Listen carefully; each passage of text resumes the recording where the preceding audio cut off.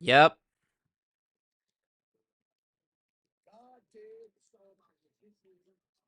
They thought they could stop us. They thought. They thought. And they thought so wrong. So wrong, frankly. They thought so wrongly. I don't know if you were hearing any of the sound effects there because apparently I don't have the Stream Deck sound effect thing. That might have just ruined my entire entrance into the Nothing Burger background. Let me see. Copy, V, paste. Now let's try. Are we hearing the sound effects? Yes, we are. Okay, now we can. Yes, let's go. Marco! It's bull wrangling time. It's an evil world we live in. God did. Amazing. I take responsibility. Let's indict the motherfucker. Let's indict. Work. She belongs to the streets. Ladies and gentlemen, we got him. We're here. It is the first Always Marco live stream since and I say we because, you know, the cult works together. This is the first live stream since we hit 100,000 subscribers, 9 days ago, I think it was. And already, I hate to break it to you, Scott and Peter, already we're almost at 101,000. I'm at 100,965, which means, I know people have been wondering, where is he? How come he hasn't done a live stream in a minute? Where's he been? What's he doing? Blah, blah, blah. Well, we'll get to all that. But we hit 100,000 subscribers a little over a week ago. And by the time I come back and do another live stream, we're already almost 1,000 past that. So, I guess he's the GOAT.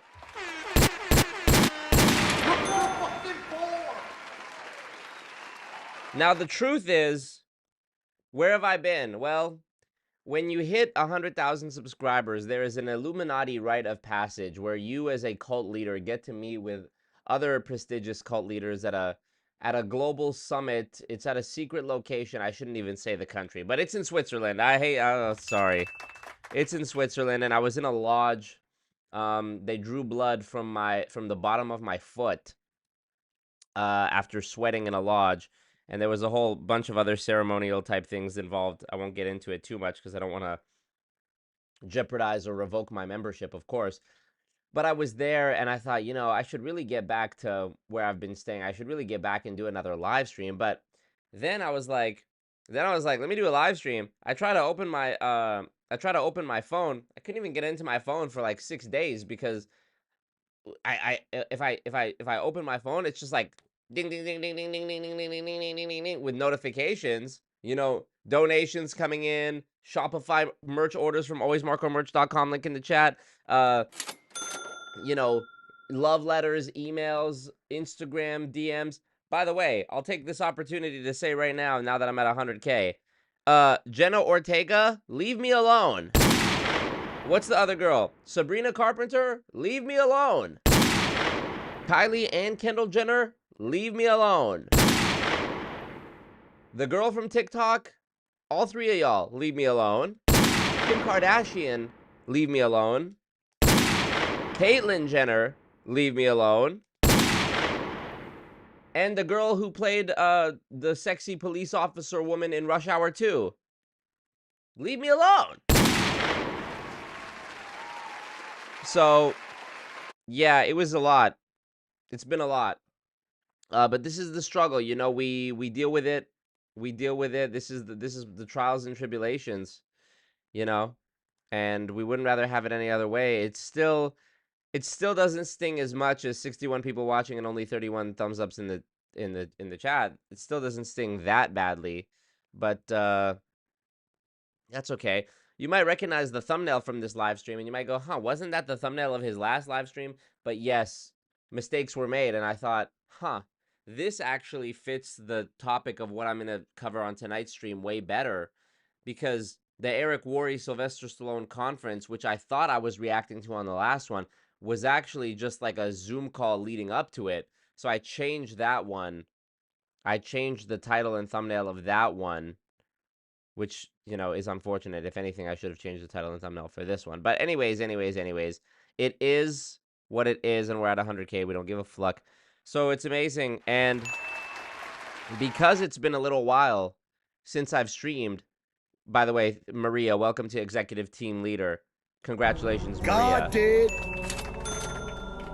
Who's gonna be the first? Who's gonna be the first dono after hitting 100,000 subscribers? I wonder. You know, this isn't. It's just gonna be raining bread at this point, right? Thank you guys for all the kind words. But yeah, since it's been a little bit of time since I've streamed, some people in the chat have lost their memberships because it lapsed or whatever. So you know what to do. The cult is in full effect. I want to say wagwan to some members and some mods. Legend Gaming, of course. Alexis Artemis Green, DTI. I got a DTI once. Susie, Danielle W, Tretino says boop beep, boop beep, boop. Yeah, we love it. Danielle W is the first. Billions and billions. Chocolate chip. He's beginning to believe. You have a hard time finding the place? Wagwan. Wagwan. The goals, man, the goals.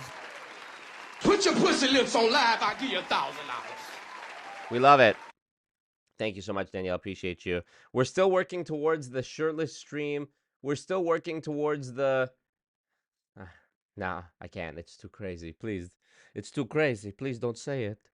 We're still working towards the... Maybe I'll do... It's been a couple of years since I've done one of these little blitz things where I say, hey, just as a little gag, in the next hour, if we get like something crazy, like $1,000, I'll shave my beard off, or I'll shave one of my eyebrows off, or something like that. That's the old me. Surely I couldn't be tempted to do it again with money. Surely. Another one. AV and said, where is it gonna do the text to speech thing or no? I guess not. Obama. Thank you so much. Appreciate you. AV, real one. Audio, video. Susie says, shout out to Marco for scheduling these lives perfect, right when I'm meal prepping for the week. Of course, Susie, I mean, that's what happens. I sit around in the grass in a circle with my team around the human sacrifice fire pit, and we sit around and we go, all right, I say, okay, you know, everyone sits there silently for about 7 hours before I actually decide to speak, because I gotta marinate, I gotta sizzle first, you know? So I meditate for 7 hours ish, and then I go, I think I want to do a live stream, and everyone goes, oh, he's gonna live stream, he's also a live stream. What time is he gonna do it? And I go, when should I do it? And everyone starts pulling out papyrus scrolls and abacuses and spreadsheets and iPads with Excel.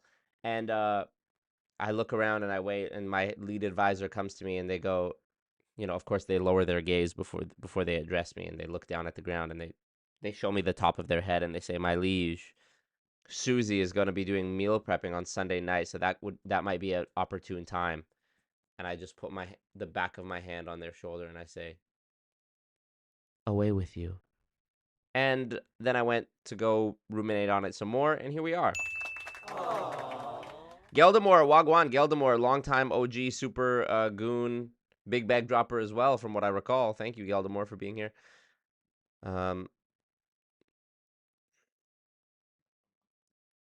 Danielle W, of course. Okay, I'm reading your guys' comments. Thank you for the kind words, all you guys. Goon Revenue Service says pay your goon tax. So true. Goon Revenue Service says thumbs up the ting, pay goon taxes in full, and share this with others so they can join the cult. So true. I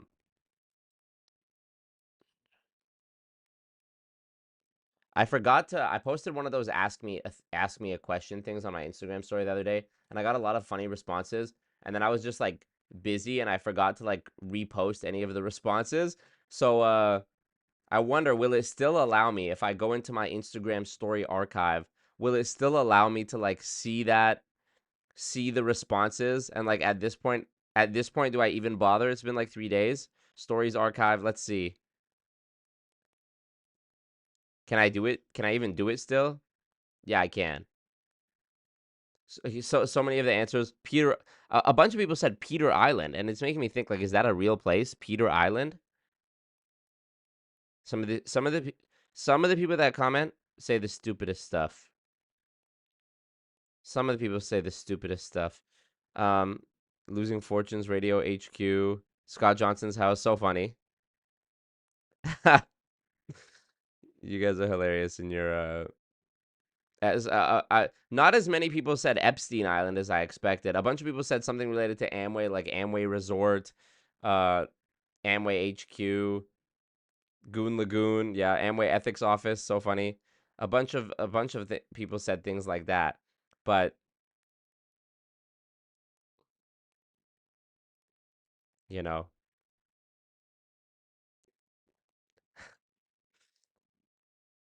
Mar-a-Lago. A few people said Peter Island, which I think is funny.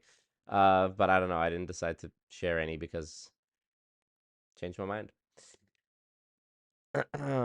Katie Matthews, what up? Uh-oh, I'm breaking my rules. I'm reading responses from people who aren't members or mods. Tisk tisk. Can't be having that happen, can we? Um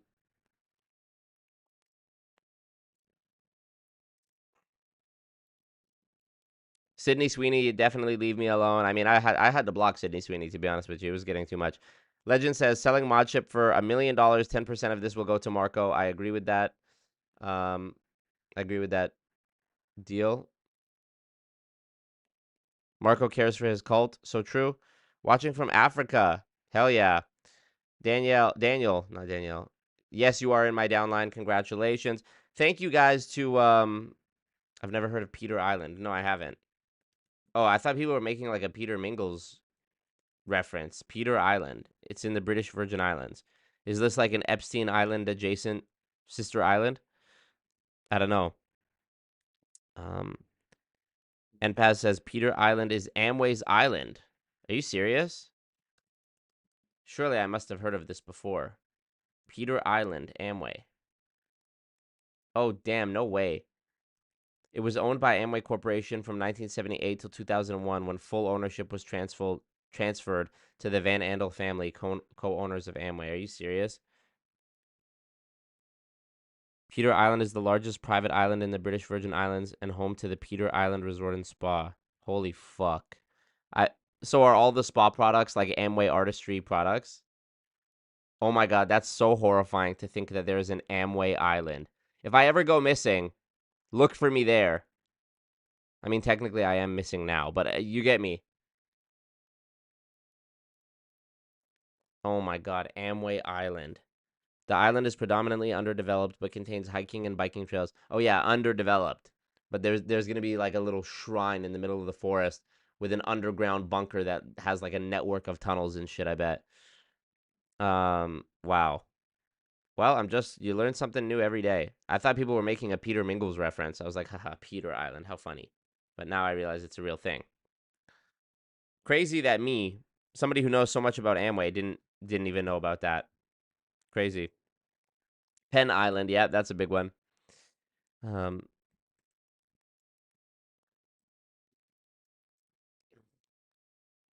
I don't know what happened, Katie. I don't know. Maybe you don't have the auto renewal thing on. Who knows?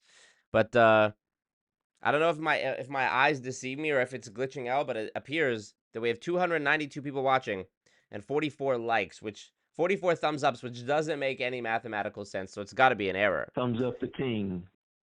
I posted the Sylvester Stallone video about Sylvester Stallone's MLM a few weeks ago. Appreciate all of you who watched that. If you haven't, definitely go watch it. It's like I put so much work into that video. That's like a infiltrating a pyramid scheme, levels of research and effort went into that. And then I also made a few days ago, I also made a shorter version of the video on TikTok. Perhaps I'll pull it up here on the screen and show you guys. Um, yeah, I made a shorter version of it on TikTok. Let me just get it up on the screen before I dox anything. Okay, so I made a shorter version. Here you can see, and yeah, if you look here, this is the video, and it has 320,000 views. I posted it 2 days ago, 2.5 days ago, technically, and so that's doing all right. But I wanted to make like a shorter 3.5 minute version for TikTok that condenses down the information from the 41-minute version and just experiment with creating creating content that is like designed for each platform. And this is the first time I've posted an alternate version of a video on TikTok where I've completely recorded a new thing and it's like me saying a new thing. I posted it on Instagram as well. But in the past, I've built my TikTok literally just from clips from YouTube videos that I edit into verticals. I've never actually, that's the first time I've actually like made a TikTok, you know, where I was like, fuck, okay, let me go ahead and learn how to use the green screen effect on TikTok and edit the clips. And it was actually way more work than I was expecting, especially like putting the captions and making the captions look how I wanted to. It was a lot more work than I expected, but you know, it's doing all right. 300 and some thousand views. Hopefully it cracks a million, you know. I see a lot. I've seen videos with that sort of format and style before that have got crazy tens of millions of views. So I sort of use that as inspiration for this video. And hopefully, I mean, it's at 319,000 in 320,000 in 2 days. You know, I feel like the growth of it has kind of slowed down, but who knows? Maybe it'll go up more. It would be great if it hit a million at least for the work I put into it. It'd be great. I have videos on TikTok that have several million views, and they're like a clip that took basically no effort that I posted from a YouTube video. You know, so it is what it is. Um. Okay, let's. I mean, I don't really have much else to say. This is what I was gonna say. You remembered. I posted.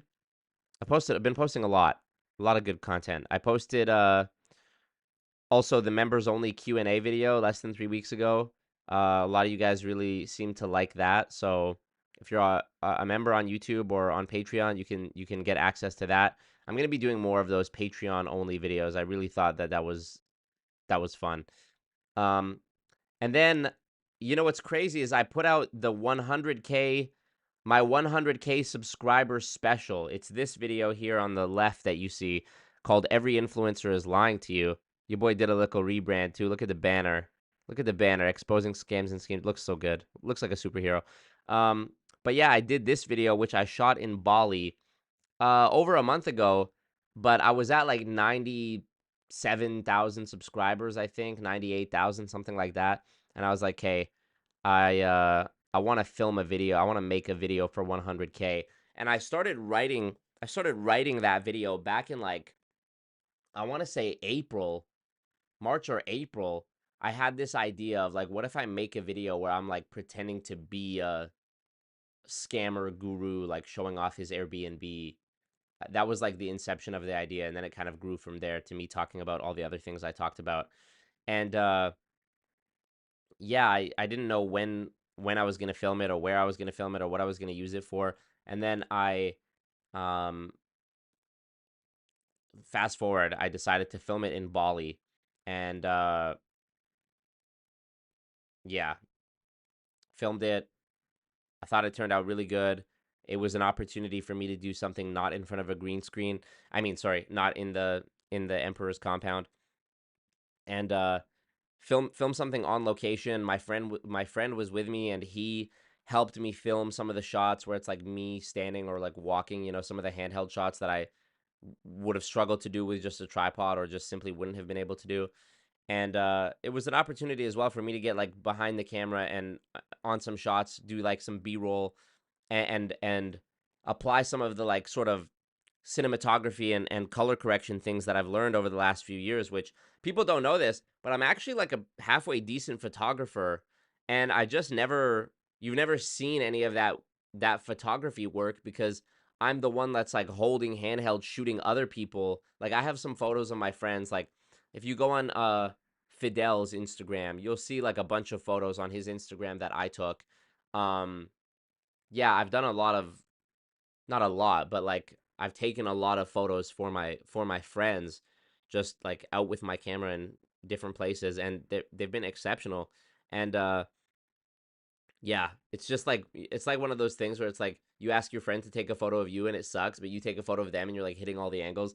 That's how it is. So I've spent a lot of time learning over the past couple years, watching tutorials and stuff about like uh, camera techniques and stuff, but nobody really knows that I mean, it might be a given that there's some crossover between the skills of making videos and shooting photos, but I actually am a decent photographer, and I think I also have a decent grasp on like filmmaking principles as well. And a lot of people, a few people, not a lot of people, a few people complimented in the comments of that video the color correction, which I was also proud of. There's some shots that like I would love to do a behind the scenes video of that, like of behind the scenes of the edit or something, because there's some shots in that literally looked like, if you look at the raw clip, it looks terrible. It looks like unusable. And then like after the color grade, it looks like you know, almost movie quality in my opinion. It's quite amazing. So I've invested a lot of time and money into learning about camera techniques and things like that, and learning color correction and blah blah blah, editing and all this nonsense. But yeah, I mean, I'm happy with how this is going. I mean, the Sylvester Stallone video, I'll be honest, it was a 1 of 10 when it came out, and then it dropped to 2 of 10 because the interview with Stefan and Jenna from Amway overtook it, which is great. I mean, look, this video is an interview. It's literally a Zoom call that has 116,000 views. You can't get mad at that. But, you know, the Sylvester Stallone video, I was hoping definitely for more. Maybe it'll get there. Who knows? Maybe the TikTok video will blow up more and push it. Who knows? And then, yeah, I'm really happy with how the 100K subscriber special is doing. I wasn't even planning it for it to be a 100K subscriber special, but it just so happened that by the time I actually got around to filming it, I was approaching it, and I thought, okay, I can weave this in somehow. And that's doing great. 40K views in 5 days. I mean, who's the GOAT? So yeah, we're moving up. And apparently we have 558 viewers. I don't know if you guys are seeing that on your end, but surely it's fake, because if there's actually 558 of you, just as a goof, just as a test, thumbs up the stream and see. I just want to see. Okay, now there's 622, so it's definitely a glitch. Spec says, Goon taxes due before the end of the year, so make sure you pay your dues here. So true, so true. Thank you, Specs. An extra bowl of gruel for Specs tonight. Specs be gooning, so true.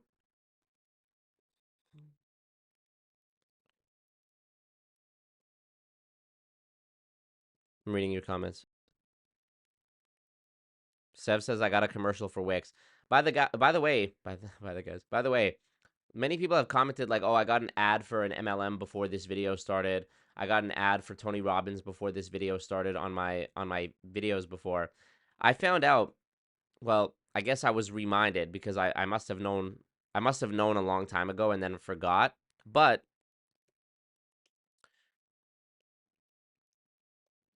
in YouTube, there is a setting where you can, if you go into YouTube channel, YouTube, whatever it's called, YouTube Studio, and you go to your channel settings, there's a feature called, let me find it, called Add Categories, okay? Here, I'll show it to you without doxing anything. There's a feature called Add Categories, and let me make sure I'm in the right thing. Yes, okay. So, Add Categories, there's general categories of the types of ads that might be shown on YouTube or on your videos, okay? You can see travel and tourism, sports, real estate, blah, blah, blah. You can block certain ad topics from showing up on your videos. And I didn't... Here, let's go to blocked. There's sensitive categories: alcohol, bare skin images, black magic, cosmetic procedures and body modification, dating, drugs and supplements, etc., gambling, get rich quick. So a couple years ago, I must have set up some part of this because I had gambling and alcohol blocked, which who knows, maybe that's costing me a ton of money. Maybe alcohol and gambling ads are paying a lot. But then I also saw there's one called Get Rich Quick, which I went ahead and blocked yesterday. And if you hover over the information icon, it says ads that offer to share lucrative business secrets with consumers or which offer significant money or merchandise for little or nothing in return. Includes multi-level marketing, work from home offers, and so on. Also includes online surveys. The fact that YouTube and TikTok and Instagram, I mean, TikTok has a strict, like, I shouldn't say strict, but they have a no MLM policy for promoting MLMs on TikTok. And you can report a video specifically for being multi-level marketing on TikTok. The fact that multi-level marketing falls under YouTube's umbrella of what they would consider get rich quick content, which is something they consider a sensitive category, it just is another piece of the endless pile of evidence that shows that multi-level marketing companies are not legitimate. They're not legitimate businesses, okay? They're debatable at best, okay? They're an arguable topic at best. And at worst, or really at truth, they are scams. And I mean, so anyways, I went ahead and blocked this so that hopefully people aren't getting that type of ad on my videos anymore. Now there's 893 people watching, so that's amazing. I mean, obviously fake, but I don't know. It's a glitch. Hopefully we get the ad revenue for it, right? 903 watching, 912 watching. Let's get to 1,000 viewers. Maybe it's just like some AI thing that's listening to me say how many viewers I have. Blue is a great color. Thank you, Tretino. You did not miss the Sylvester part, Micah. Don't worry. Appreciate the compliments on the video, Chris M, Tretino. Movie quality aspires to Marco quality. Thank you, thank you. I've also, on the Amway video with Stefan and Jenna, I've gotten so many comments about, you know, from people who have their own Amway horror stories in the comments of that video, that I was planning on like posting a bunch of these on my Instagram stories. I have a highlight on my Instagram specifically about Amway, and I was debating posting like a bunch of these, and then more and more and more just kept coming, and I kept screenshotting them, and I was like, you know what? This could literally be its own video, Amway horror stories, of just me reading these comments. I literally think it deserves to be its own video. So obviously I'm going to do more multi-level misery interviews, but perhaps that could be a good video too, me just reading a slew of comments of people who have their own written Amway experiences, and then me giving my thoughts on that. Let me know if, I mean, I know you guys are going to say yes, yes, yes to anything, but let me know if you think that would be a good type of, it would be sort of in line with the multi-level misery series, but it would just be more condensed, and you'd be getting a bunch of stories in one video and not as long as you would with a single interview. But obviously there's also a place for that too, a place for the one-on-one interviews, which I have another one that I filmed almost a month ago now that I just need to edit and put out. But there's so much content I have filmed, like streams, like for example the Robert Kiyosaki stream that I'm gonna trim down into its own video. I have another video about like the Ring camera, which is from a stream I did like 2 months ago talking about shrinkflation, and I talked about my Ring camera scamming me. That video I still have to finish editing. I have so much. I have the video about my best friend who joined World Financial Group. I have a lot. It's actually overwhelming, but yeah. Just Blaze says, I'm a bot. Nice. What up, Jared? What up, Julie? Julie says, on my way to work. On our way to the JOB, are we? We'll catch the replay. Have a good one. Thank you, Julie. Appreciate you. Thank you, thank you. All right, let's see. NPAS, Amway botting the stream. Yep. Yep.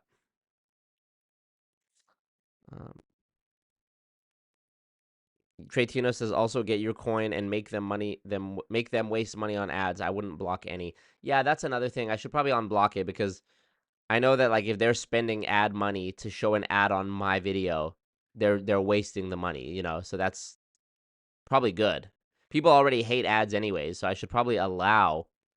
But I don't know. I just didn't want gambling and shit, because I feel like a lot of people who watch my videos might be people who are struggling with like a hard time in their life because of MLM already, and I didn't want them seeing like ads for alcohol and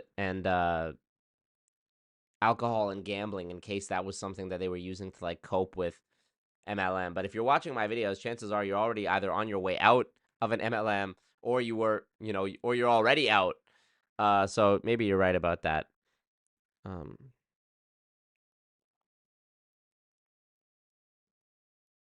By the way, Bali, now that that video is out, I have so much footage, like probably 100 gigabytes of footage. I was filming a vlog for my friend who's also making YouTube videos, so a lot of that is that footage. But I also have enough like alternate angles and like selfie recordings, selfie videos of like me vlogging in Bali as well, which I was thinking of putting together, making a Bali vlog and posting it on my second channel. So If that's something you guys would be interested in, also let me know about that in the chat. But yeah, should I talk about Bali, I guess, now that that video is out and people know I was there? I have a bunch of Instagram stories that I could post from Bali as well. Dude, Bali, I was in an area of Bali called Canggu, okay? Perhaps I'll post this video that I'm thinking of in the Discord. Join the Discord if you're not in there. It's free to join in the recommendations tab. But there's a video that came out probably 2 months ago now, where it's like talking about. It's from like a major news website. It's like CNBC or something like that. Bali. Let me see. What is it called? Here, it's from. No, is it this one? Well, there's this one from 7 months ago. Bali's love-hate relationship with tourism on Indonesian island. Okay. There's also.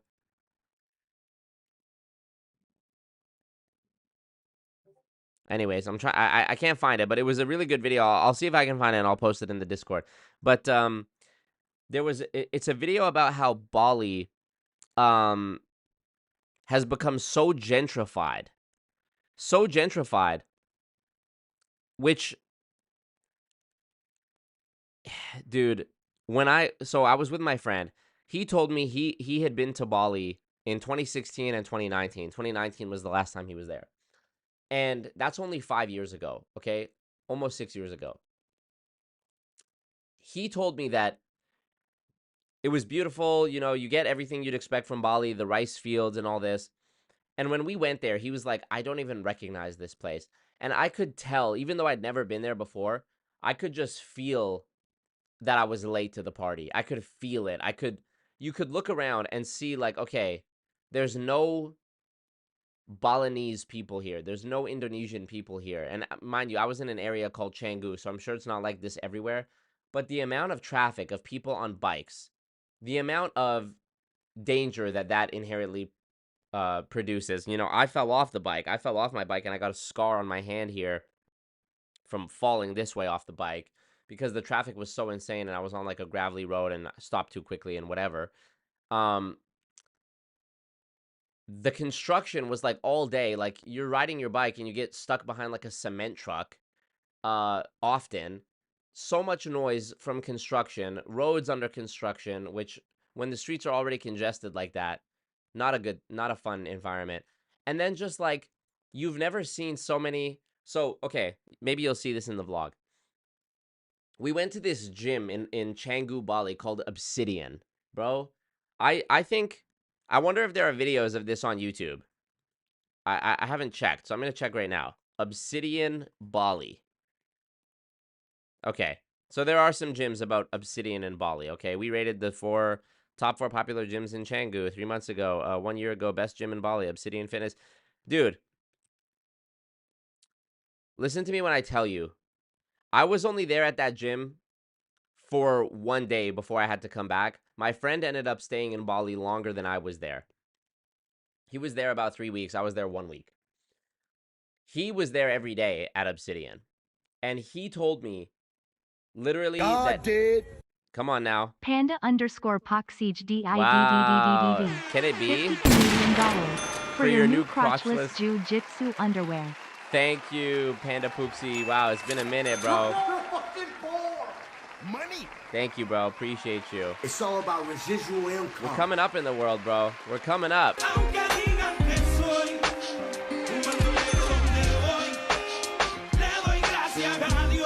Thank you so much, Nick. Appreciate you. So my friend told me that he was there in Bali, and he was another friend of his was there, and he's like telling me, bro, we'd be at the gym, and we just like would look over at each other and just start laughing because of how absurd it was. One after the other nonstop. He told me it's just like the hottest girl you've ever seen in your life. Like literally a supermodel or movie star level hot girl walking in, and then 5 minutes later, another one, and another one, and another one, and another one. And even from the one day that I was there, I don't know, we were there for a little over an hour, less than 2 hours. And even when I was there for that 2 hours, on the one day, I was like, damn, damn, damn. The girls that were coming in there, like, you have to understand, your boy is your boy. Your boy doesn't look bad, okay? Your boy is always Marco, superhero, James Bond, MLM, whatever. 100,000 subscribers. I was a fucking small fish in Canggu, Bali. We were in the gym, and my friend pointed to one guy over in the corner. He's like, yeah, that guy has like 2 million followers on Instagram. And he looks like shit in real life, but on Instagram, he looks huge. And it's like, you could just smell it on people that damn near, it felt like everyone was an influencer. And if they weren't an influencer, they were like some tech, Bitcoin person. Somebody had money from, or they were just like a rich kid. But it was like, you've never seen such a concentration of Russian beautiful women and Australian surfer dudes that came there to surf. Like, motherfuckers have motorbikes with like a surfboard rack on the side of the motorbike. It's almost like a door, but it's their surfboard, lying vertically, I guess you could say. It's on its side. That's how it makes sense. It's on its side in like a little rack on their motorbike so they can drive their surfboard down to the beach and surf. It's like, by the way, not only the hottest women you've ever seen, the hottest dudes you've ever seen as well. Pause. There was dudes there that I was like, I was excited to go to Bali. I was like, yeah, it's gonna be all the bad gal there. My boy who was with me as well, he's like 6'2", 6'3". Probably in terms of like, if I was a girl ranking my friend, I would say he's a 10. Like 100 kilo, bodybuilder, like so strict about I've only ever seen him eat fucking chicken and rice in the entire time I've known him. And he's massive, literally massive. And just a sexy dude, Swedish, covered in tattoos, like literally super hot guy. Bro, I don't mean to like make either him or me look bad, but neither of us, we were over there, and just to see what's out there while we were there. We were on Tinder, Bumble, blah, blah, blah, looking. Dude, nothing. I'm serious. Nothing. I thought it was bad in Canada. I thought it was bad with the like Western dating expectations that Tinder and Bumble would be. Bali, it was like, Bali, I was like, is my app even working? Bali, I was like, surely there's a glitch. Surely there's a glitch.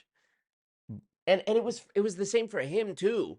And he's a way hotter dude than I am, 1,000%. And even his shit was dead. I was like, damn, like we're really where we are right now in Canggu, it's a hyper magnification of like the most exclusive like nightclub in your hometown in Canada or the US or Europe or somewhere. It's like literally all of the hottest people from all over the world have congregated to this one small island and are all presumably fucking each other. I mean, they're fucking somebody. And yeah, craziness. Literal craziness. And even there was one day that we drove by this like beach club, and I saw a billboard, and Georgia Smith, the singer, was just like at this beach club. There was like a sign that she's performing there. And I was like, I don't know why I was surprised to see that, because obviously it's like a destination like this. Surely there's going to be like celebrity, musicians and DJs and whatever. But it's like, I just didn't really expect that. And I was like, okay, this must be like how, surely some of these people are, in the video I talk about how everyone is faking it to some degree, which I still agree with. Even if you are able to afford it, like I'll tell you from firsthand experience, the hyperinflation of Indonesia's currency is such that like, you go to the convenience store and you buy like a couple items and it's like 1.6 million rupiah because of the hyperinflation. Like you have a 100,000 rupiah note that you're carrying, you know, like 10 million rupiah is not a lot of money. Here, I'll just tell you. I have the currency converter. Where is it? Malaysian ringgit, not that. Rupiah, Bali, no, rupiah. Indonesian rupiah. Okay, here we go. 1 million Indonesian rupiah is 62 US dollars. So okay, you wouldn't spend that at the convenience store, but you could easily spend $6 at the convenience store, which is 100,000 rupiah. So, you know, if you had in your bank account 10,000 US dollars, you could go to Indonesia, you could go to Bali, and you would be a millionaire 159 times over. You would have 159 million rupiah. So, to that degree, it's like, yes, you can afford it, but when you realize that it's really not a lot of money because of the currency arbitrage, it's not so impressive anymore. You think when you see a beach in somebody's photo that it costs a lot of money for them to get there, because from our experience as Westerners, like going on family vacation, you hear your parents talk about how expensive it was and how they had to save up, and then you became an adult and you saw how much it was to fly to like Mexico, and with the flight and the hotel and whatever, it's so expensive. But if you're staying for a long period of time, if you're not paying an apartment lease or a mortgage back home, if you have money still coming in, then to fly to a place like Bali and stay there for a month, and you rent an Airbnb for a month, or you're splitting it with at least one other person. A lot of these girls, you know, they go there and there's like it's like a gaggle of gal who are there taking Instagram photos and making TikTok videos and OnlyFans content, sharing an apartment. So split 3 ways, factoring in the currency conversion, and they're not paying any bills back home, and they've got, you know, online dudes spending money on their feet pics and booty pics and whatever, so they're still bringing in money, and that money is being arbitraged. It's like, it's really not expensive. It's really not expensive. For if you're an OnlyFans girl and you're living in Bali, you're gonna be more successful than if you make the exact same amount but you're living in the US, because in the US it's so much more expensive. It's so simple. But anyways, it's besides the point. You were among the hottest people in the world when you're there. And that is also like sort of that also sort of like magnifies and amplifies the anxiety that you would feel from it's so funny how like how it's just a spiral. Like, imagine you're one of these people who you're sitting at home, you know, living your normal life, and you're seeing all these beautiful people on social media. You know, this is like a thing I talked about in the video. You're seeing all these people on social media who appear to be living this fabulous lifestyle, right? And you go, I want to live that fabulous lifestyle. So let's say you're working hard, you're in the gym, you start, you know, you're making some TikTok or some OnlyFans or some YouTube videos, whatever. And now you're finally at the point where you yourself can go move out to a place like Bali and start living this lifestyle. And then you get to Bali and you realize, even after all your, you know, hard work and all of your personal development and fitness and whatever fillers and surgeries you've done, you get there and you're still like not even in the top 10 percentile of hottest people there. So before, you were comparing to all the people on Instagram who are in Bali. Now you're in Bali and you're like, oh fuck, I'm just the same as everybody else. The irony of it is that you can just feel it in the air that so many people have gone there to try to not be the same as everyone else. They were tired of being the same as everyone else back home. That's why they came to Bali, so that they could show everyone back home, I'm an influencer in Bali. And now you're an influencer in Bali, and guess what? So is everyone fucking else. And there's probably at least a big chunk of people on this island who are not only doing the same thing as you, from the same place as you, but are way more beautiful than you, taller, stronger, sexier, and have more followers than you and more views than you, and maybe they're even doing the same content niche as you're doing. How many of these people are just doing like travel, fitness, lifestyle? I mean, hey guys, today I'm gonna have a smoothie bowl at fucking I forget, I've already blocked it out. We ate at this one place where they had like a chicken and rice. It was like I didn't even remember what the name of it was. Something cafe. And bro, you go there and it's like literally Russian model girls with huge lips, in their full like aloe yoga workout gear, or dudes that are like on their fucking, you know, with their AirPods typing on their laptop, looking at some charts, or just like, it was like literally a meme of like the most. I think there's even an Instagram page that talks about this. It's called like Bali Metaverse, I think. Yeah, Bali Metaverse Quest. Let me show you this Instagram page because this is so accurate. Bali Metaverse Quest. And it's just like sort of making fun of, here, the Bali Adventure. Yeah, here we go. Let's just look at some of these posts. This is that girl, I forget her name, but she's been on, she's like the girl who is famous on TikTok with like, she's like the white girl with like the dreads. Her name's like Shannon Blake. And she raps about like, you know, her third eye being open, and all the comments are like, you know, her dad works for Lockheed Martin and shit like that. Here's her. It's obviously a portrayal of like a Westerner like displacing and rubbing their success in the face of like a local person who's like struggling, you know. Let's see. How white people in Bali be acting when the quiet village they help to gentrify becomes too busy. Literally. Literally here 2 days ago. Bali isn't what it used to be back in insert first year the boomer visited Bali. 100%. 100%. Even like I said, my friend was there in 2019. He's like, it's not the same. It was literally like this, by the way. The traffic was literally like that.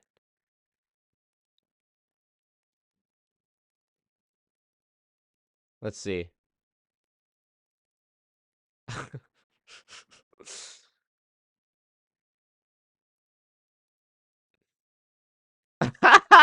These two just asked you for a threesome. What do you do? So fucking funny. Yeah, dudes on steroids and girls with like lip fillers. It was such an insecure environment. Can you actually? I feel it.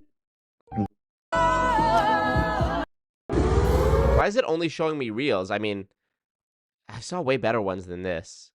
I saw ones that exemplified what, you know, way better than this. The friend who goes to Bali once. To quiet one's mind, one must have a dialogue with oneself. Literally.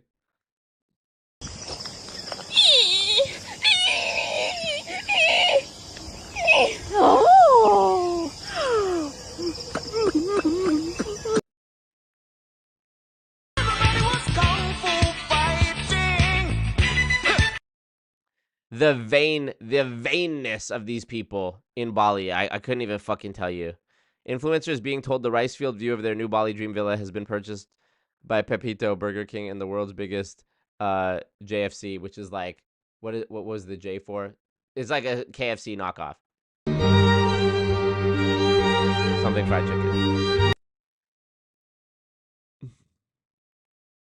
Divine ceremony to unlock your root chakra. Come on. You have to admit this shit is fucking nonsense, right? Like, please. Welcome to my divine yoni womb space pussy power activation. I can't even. You know, my name's Guru Jessica. What? Balinese water purification. Oh! Dude.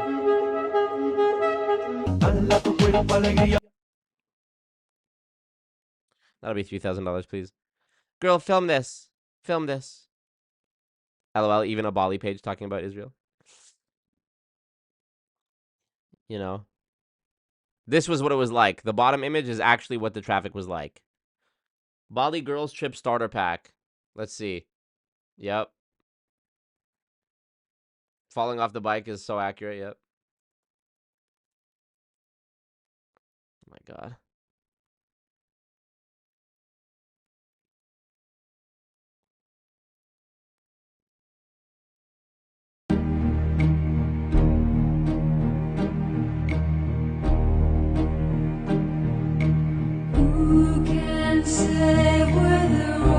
Jesus Christ. Welcome to a day in my life. Oh, this girl.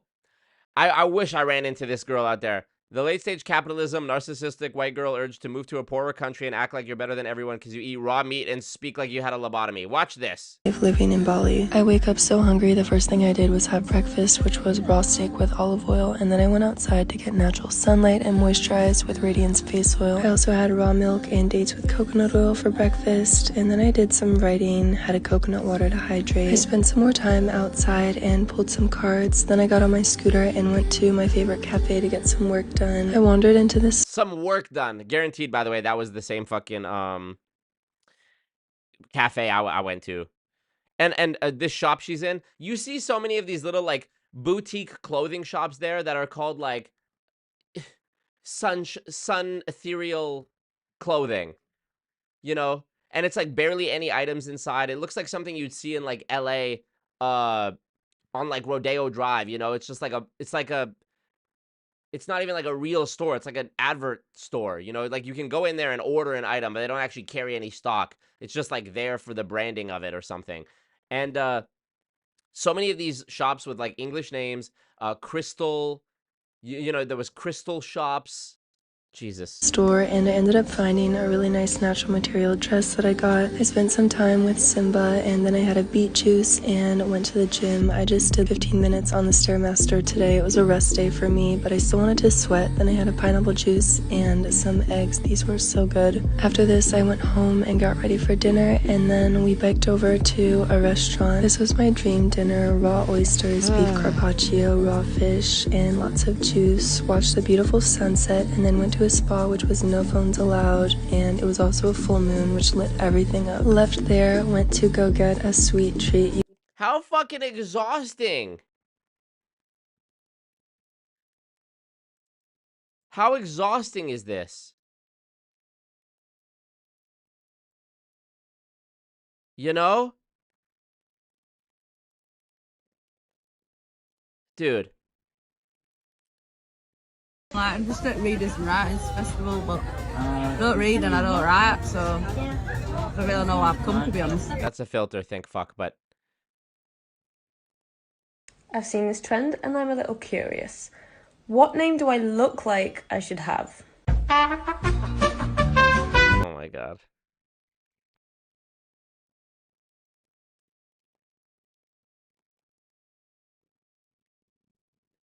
Oh, this is my favorite. I've posted this on my story before. The late-stage capitalism white girl urges to travel to a poor country and film yourself screaming like a raging lunatic on a journey of narcissistic spiritual self-discovery. Watch this.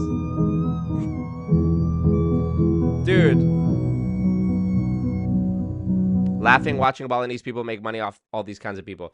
In the video I was telling you about before, where it's like about how Bali has become so gentrified, there was one part where they were talking about how like all the rice fields are actually being like bulldozed to create these like Instagram, literally designed to look good on Instagram condos, because there's so many foreigners coming. And another thing that's exacerbated this problem is the Russia-Ukraine war. So many Russians and Ukrainians there, like you wouldn't believe, because they want to get out of, you know, obviously. And so obviously when you have a bunch of foreigners coming there to spend their foreign currency on smoothie bowls and expensive gym memberships and whatever else the fuck, you know, raw milk and honey, whatever else they're spending the money on, there's not as much it's not as lucrative to be in the rice business that your family has been in for 300 years. So these farmers, many of them are like, okay, well, there's no choice but to just sell the land. There's a huge demand right now for these property developers to build on my rice paddy. So I can either make a bunch of money from that, or I can hold on to the land and keep farming rice and make no money. So there's really not much of a choice. And what's the result of this? Well, the cultural, you know, the culture just gets slowly erased. And you go there to see nature. The nature is getting bulldozed to make condos. And it's sort of like, there was actually a segment in my 100K subscriber special that I edited. I cut it out to save time. But there was a section where when I was talking about like the challenges of being able to like live this digital nomad lifestyle, there was a section where I talked about another problem with this strategy of like selling everything and getting a remote income and moving to a place where it's cheaper and taking advantage of the currency arbitrage. Another problem with this is if everyone does this, then it would defeat the purpose of traveling. Because if you go to Bali to experience another culture, another language, another cuisine, and you end up with a bunch of other people who went there to do the same thing, well, eventually you are going to be the majority of people that are there. And it's going to defeat the purpose of traveling. If everyone there looks like you, then there was no point. You could have just stayed home, right? And likewise, if everyone is going there and spending foreign currency, what's going to happen? The prices are going to go up. So you're literally, all the incentive is just going to be slowly erased over time. You're going to go there. Oh yeah, it's so cheap. And then you're going to go there 10 years later. It's not so cheap anymore because of not just normal inflation, but because they realize, oh, this place is full of foreigners. We could just jack the price up and pay. It's still going to be cheaper than what they pay at home, but it's going to be doubly as expensive as what we used to charge. It's like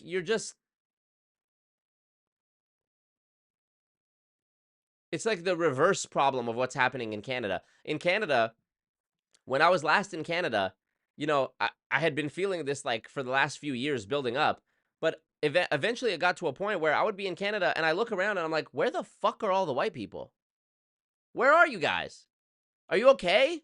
Ring a bell if you're still here. Can I get you anything? When I was a kid, I looked at my class photo. Look at my class photos from elementary school, junior high, high school when I was growing up. I was like one of the only kids of color there. One of the only brown kids. Maybe there was one like black person, guy or girl. That was usually it. Maybe a couple Filipino people. That was usually it. It was mostly white. Mostly white. Now, if I look at a class photo of one of my nieces who are like 10 and 12, and by the way, my nieces aren't even fully white. They're half white, half Lebanese, but they look white. You could say they're white passing, okay? They're the only two kids in the class who even look white passing, and they're not even white. Everybody else is Indian, Filipino, black. It's like, where are all the white people? You know? Diversity is a beautiful thing, but I feel like if you go to Bali and everyone's Russian, that's not diversity. If you go to Canada and everyone's Indian, that's not diversity, you know? And there's a huge double standard at play culturally because if everyone is on board with these criticisms of Bali and how they like, they gentrify it and they just turn it into a spectacle and sort of disturb what it was before. If I say, we shouldn't have as much of that because, the rice farmers who have had their plots of land for hundreds of years are being forced to sell it. Rent prices are increasing, so the actual native Balinese people can't afford to live there anymore, and they're being pushed further and further out. There's developments that are coming through and destroying the beach property, or hiking the prices up, or destroying the land, and etc., etc., etc. American burger restaurant is replacing the Balinese what are they called? I forget what they're called. Fuck, I'm blanking on it. There's a word. It's like a little food spot with like local food, almost like a buffet. There's a bunch of them all over. I forget what they're called, but those are being replaced with like an American smash burger place. If I make these criticisms about a place like Bali, everyone's like, yeah, good on you. We're preserving the culture and the identity of this less fortunate place. But if I say the exact same thing about Canada or the US, suddenly I'm racist. If I say, oh yeah, we shouldn't have a ton of immigrants coming in from other countries who don't even speak the language, who have a completely different culture, completely different religion, etc., and they're coming in, they're not assimilating, they're just, there's a saying, immigration without assimilation is invasion. I heard that recently and I was like, yes, I agree with that. In Bali, there's a Russian and Australian and UK invasion. And in Canada, US, you could argue there's an invasion of people from all over the world. What I'm saying is actually, I think, progressive, not restrictive or conservative. For example, I'll use Japan, because Japan is one of these countries that doesn't They don't play about it.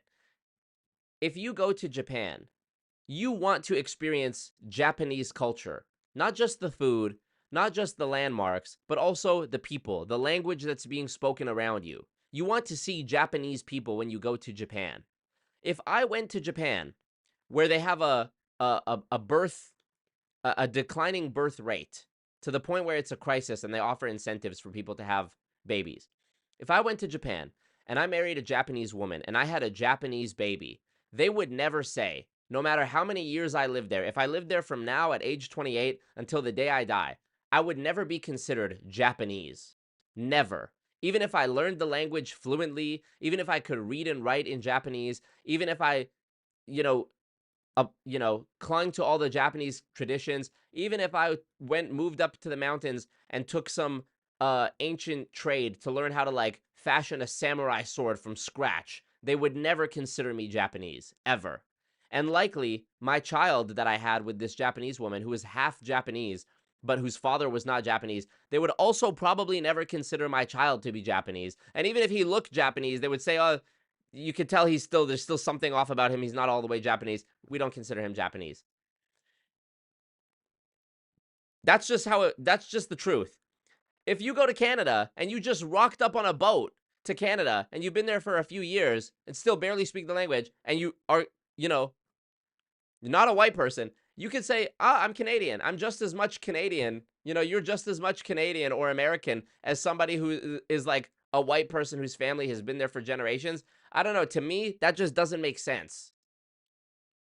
It just doesn't make any sense. The Japan thing makes sense to me. The Japan thing makes sense. And I'm not like any sort of a expert or on immigration or anything like that, but all I know is when I go to Japan, if I go to Japan, I want to experience Japanese culture. When I went to Bali, I kind of wanted to experience some Bali shit. I didn't really know what to expect. I'd never been there before. And what I got was Russian, American, UK, English speaking, fancy gym, smoothie bowl place. I'm good. I never have a desire to go back to Canggu, Bali. Maybe there are other areas in Bali where I can still get that, but I didn't even like it when I was there. After like the second day, I was like, okay, I'm good.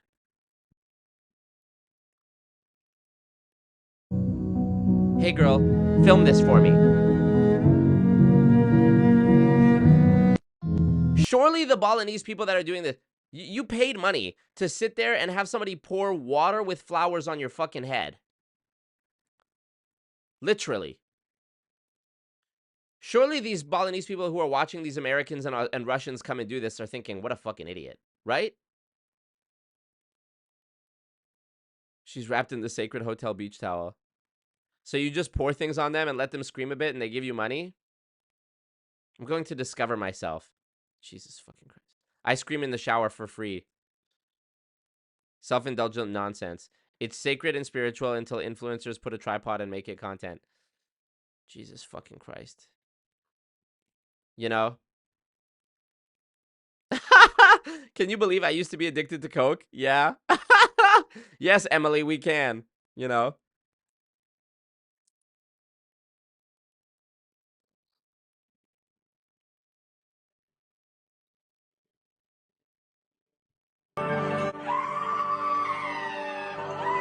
Literally. Oh, was I not sharing the screen here? Yeah, this is the one. Can you believe I used to be addicted to coke? I'm good.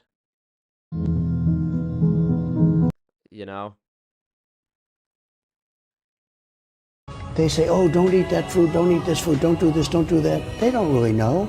It might be good for you. It might not be bad. It might be good.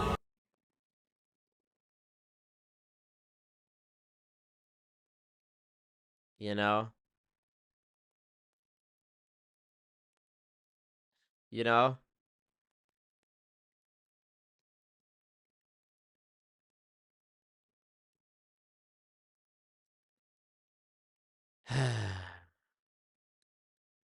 It's exhausting.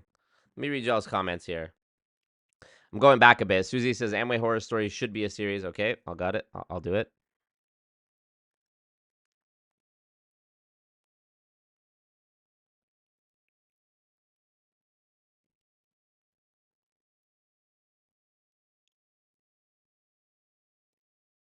Yes, I'm going to trim up the Super MLM Man video as well, Benjamin. Don't worry. Appreciate you, him.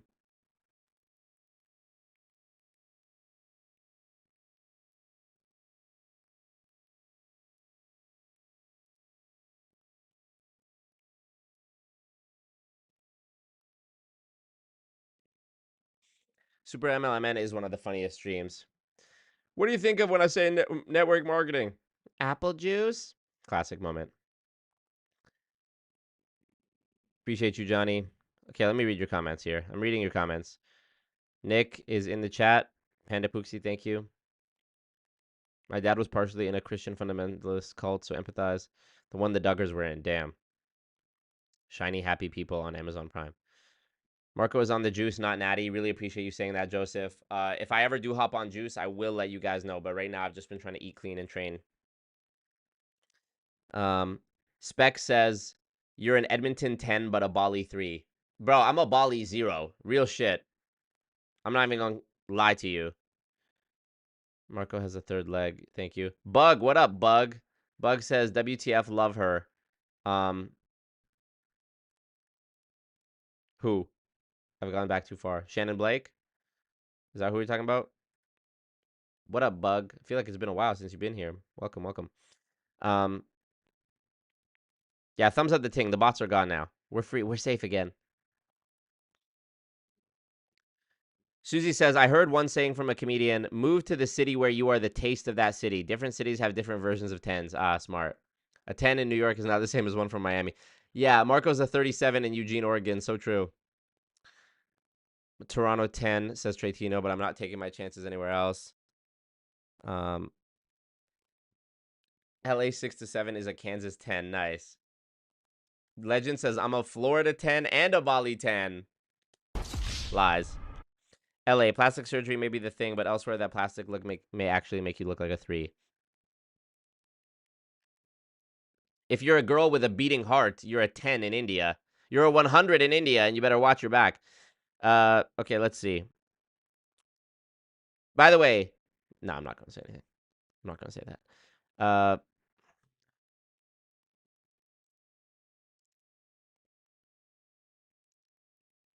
Where do you think is the new Bali now? I don't know, bro.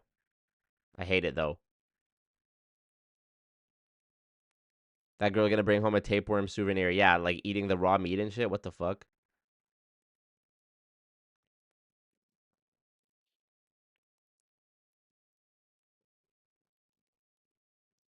I saw a video where this single girl hiker got murdered and the State Department says not to hike alone.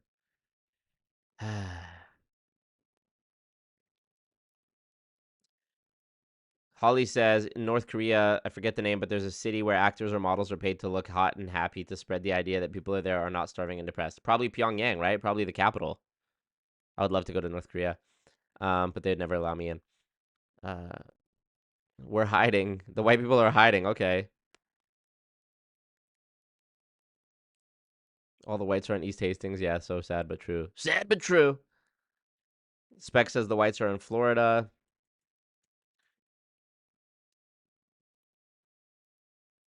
Leanne says this is exactly what's happening in the Philippines right now. Damn, I hope not, bro. Peace out, Rainy. Enjoy your date. Good luck.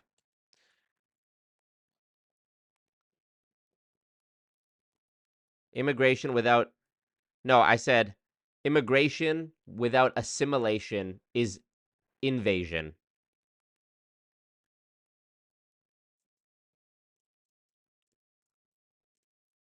Even if you say happy Balumbak, you'll never be a Balumbakian. Well, you could be. Susie says, can confirm my sister legit did that. Married Japanese, studied all the culture, has all kids half Japanese. They don't even consider the kids Japanese. Oh, fuck. He's always right. Always Marco is always right, ladies and gentlemen. What the goat? He's so cultured. He's so worldly. He's so wise. He's well-traveled and articulate. And you know what? Again, I will say, I fuck with Japan. I fuck with Japan. Japan will say, you can come here. You got to do it the right way. You're going to pay. You're going to abide by the laws. You know, most people, I think it's like 99% of people who get arrested in Japan get convicted. They do not fucking play with you in Japan. It's not going to be like in Canada where you can go punch some random woman in the face on the street, and they'll be like, oh, okay, let him out. Oh, he's emotionally troubled. Oh, he has a mental illness. Oh yeah, let him out. Let him out. Oh, we're over capacity right now. Let him out. Let him out.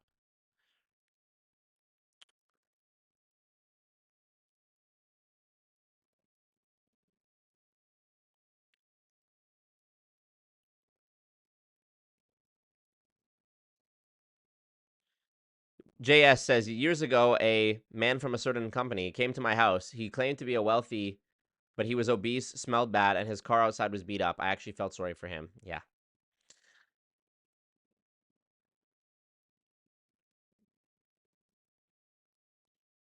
Joseph says, too much immigration is a real problem. You know what?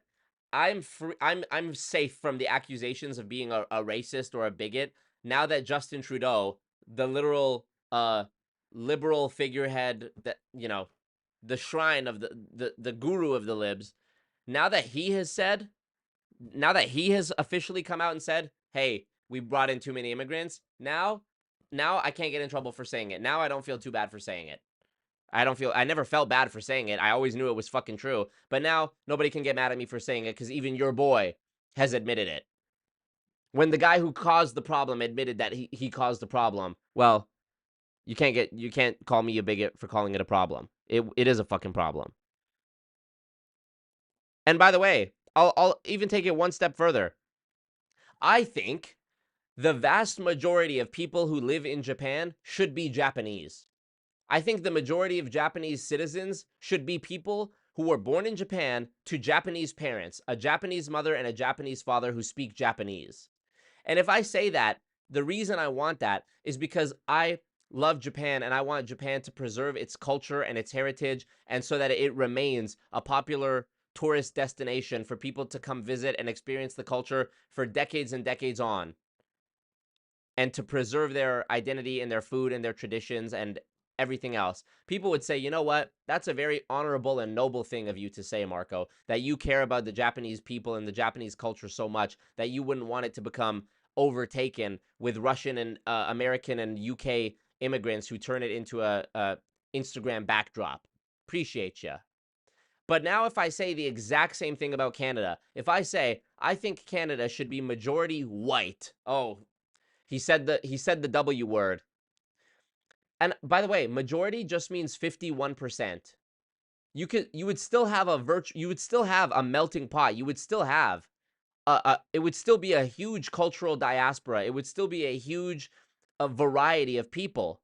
But if I just said 51% of people in Canada, I think, should be white. Dark Horse donated 12 Canadian dollars and 14 cents. Appreciate you, Dark Horse. If I said I think the majority of people in Canada should be white, now it's a problem. And I know people are going to come along and be like, oh yeah, well, that's wrong because actually it was the Native American people who were there first, and everybody who lives anywhere was once conquered, and every piece of land is stolen land, and blah, blah, blah, blah. Okay. First of all, when it comes to the Native, First Nations people, you used to be able to, they used to be called, in America, they're still sometimes called American Indians, but obviously that's not correct. Then they were called Eskimos. That's now not culturally appropriate. The Edmonton Eskimos had to change their name to the Edmonton Elks because that's an insensitive term now.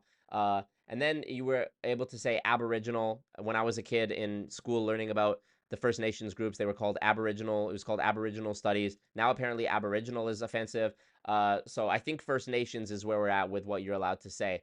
Bro, do you not think these motherfuckers were killing each other before the evil white man came with his guns and steel? Of course they were. Of course they were. Why was there separate bands and tribes and whatever else? I always was so stunned by how you're not supposed to talk in Canada about like the hypocrisy of, I mean, this is kind of where it's just become normalized. White man bad, white people bad. We hate white people. White people came and they took our land. Bro, they won. Sorry. I guess I'm insensitive. That's my honest opinion. This is how it's been since the beginning of time. Dudes woke up, went, took some rocks, took some twine from a tree, tied the rock to a stick, grabbed another rock, and shaved that rock down into a sharp shape and created an axe. And then they all went, if we walk or row the boat a few clicks that way, I heard there's some dudes there, we can go fuck them up and take their money and bitches and kill them. And everyone went, okay. Everyone went, work. And that's what they just did. Who knows why the fuck they did it? I guess that's just a thing in human history that people just want to conquer. And now, when it came to the Canadian history, the white man showed up. He had more advanced technology, more advanced ships, more advanced everything. They went there. They saw Canada. They said, huh, I want this. The native people were like, no. We're fighting amongst ourselves for it already. The white man came in and said, nah, I think we're going to take it. Bow, bow, boom, boom, bop. They won. And now, all through, even though I'm not even white, they were trying to put like the white guilt on me throughout my school years in junior high and high school and university. I remember university, the one year I went to Grant MacEwan College in Edmonton, I was in the sociology class, and there was like a few days where the curriculum was interrupted because there was a woman who was like a faculty member who was like the school's First Nations people's expert, something like that. And she came in to deviate from the curriculum we were learning to make sure we all understood how bad the like conquering of the First Nations people in Canada was, and the mistreatment of, like, you know, obviously there was the residential schools, which is a horrible thing, and like the sort of Christian erasure of their language and their people. You know, obviously I don't fuck with that. You know, that's obviously genocide, and you have the kids being abused and the mass graves. And, you know, the last residential school was only closed in 1996, the same year I was born. So there's still tons of people out there in this community who have like parents, or, you know, or they themselves felt the effects or were involved at these schools, or were a student at these schools. And that's obviously horrible. But when we were told that, like, you know, this was bad from the top to the bottom, and that it should have never been allowed, and this is why we have like reparations and benefits and whatever, I don't know. I just, you know, it's just like a double standard. Well, where was did the Japanese also get reparations? You know, did black people get reparations in the US? No, I don't know. You know, obviously I don't fuck with murder and killing and whatever, but it doesn't make sense to, I wasn't even planning to get into this. It doesn't make logical sense to complain about, like, oh, the white man, but not mention the fact that, A, y'all were doing it to each other before the white man came, and in any other country, it's not as big a problem. It seems that only when criticism can be weaponized against white people does it mean anything, and that's wrong. So, yeah.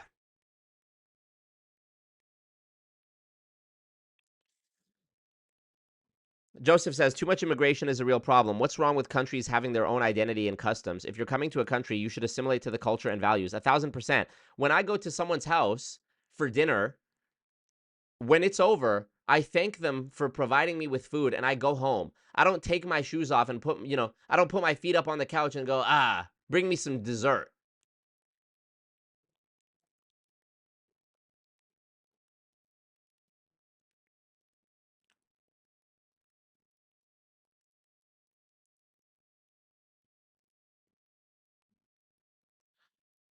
Legend, why are you randomly deleting people's comments? Put the wrong person in timeout. Fool. You fool. -3 goon points. Susie, I'm going to read your comments, even though Legend hid you temporarily. That was a mistake. Oh, man. And you've deleted all her chat messages, Legend. Legend, you owe Susie reparations, and Susie, you owe 10% of those reparations to me.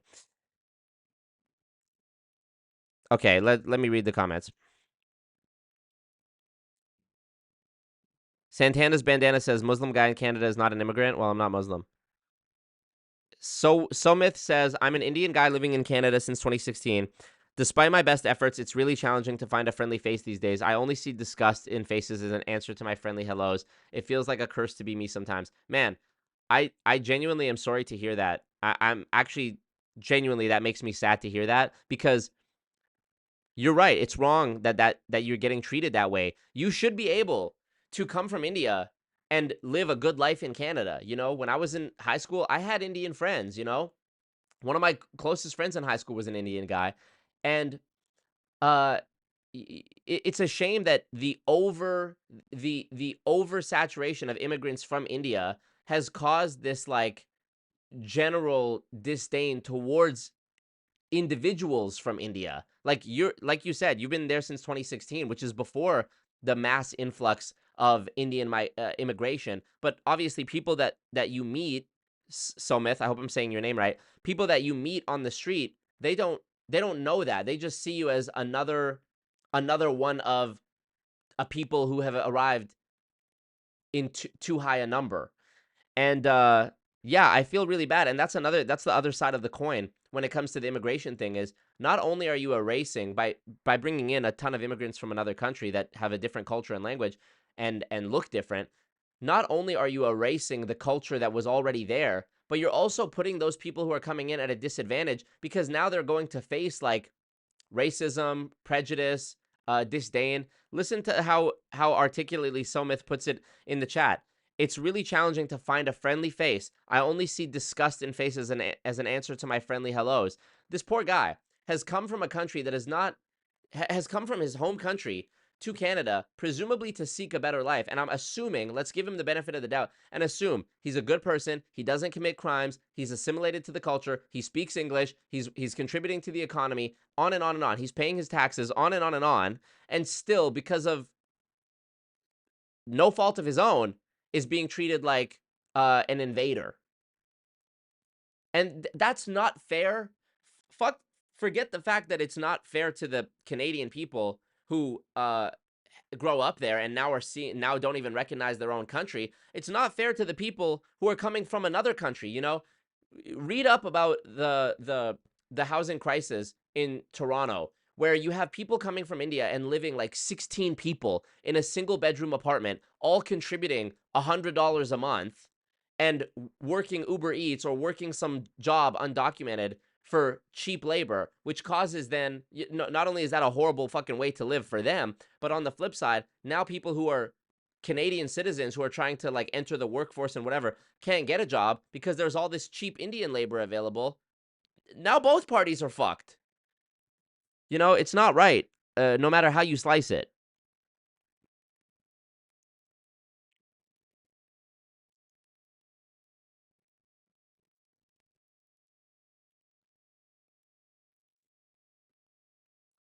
Susie says, I was riding the SkyTrain with my now ex-boyfriend, who's Colombian. He looked around on the packed SkyTrain and literally told me, OMG, you're the minority now. I was only the only white person on the SkyTrain, which I don't mind personally. Well, you should mind.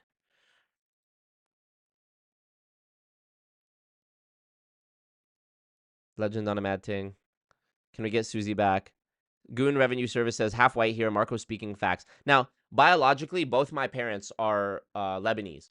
But my stepmom, who was in my household growing up, was my dad and my stepmom, not my actual biological mom. That's a story for another time.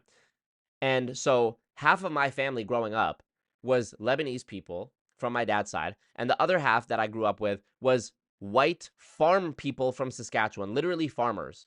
And growing up in the summers as a kid, I would go to Saskatchewan and spend time on like my great uncle's farm, literally, or my great grandma's farm. And I would ride horses and like be on a farm. Me, a little brown kid, was like riding horses and spending time on a farm in the summer. I don't know. I never thought like, I don't know. It all ties into what I'm saying, but I just, even then, even when I was doing all of that stuff, I knew I wasn't white. I knew that my identity was somewhat confused because, well, I don't speak Arabic. I'm not living in Lebanon. I've never been there. I identify more with this Canadian culture. You know, I played hockey growing up. In the summers, I rode horses and went to the farm. And on the other side of that is like my Lebanese family. These are people who look like me, and I can tell there's some like, it was just such a juxtaposition of like two worlds, you know, like Christmas or Thanksgiving when it's like both sides of the family coming together. I'm eating like turkey and mashed potatoes and peas and like, you know, the white people food, and I'm also eating like, you know, lamb with like rice with nuts, and like tabbouleh and Lebanese dishes, you know. And it was very, I mean, it was such a unique experience. But I mean, I still never thought that. I still always thought that I still always knew in my heart that the Lebanese side of my family, this was the foreign entity. This was from somewhere else. That was not local to where I was. And the Canadian traditions, you know, Christmas, Thanksgiving, turkey, etc., that belonged there. And not that the Lebanese didn't belong there, but it wasn't from there. That's not a representation of Canadian culture. And I would be selfish and I would be lying to just insist upon Canada my Lebanese heritage. It's not right. Just like it would be wrong for me to go to Japan and insist upon them that they start speaking English and, you know, do what I want them to do.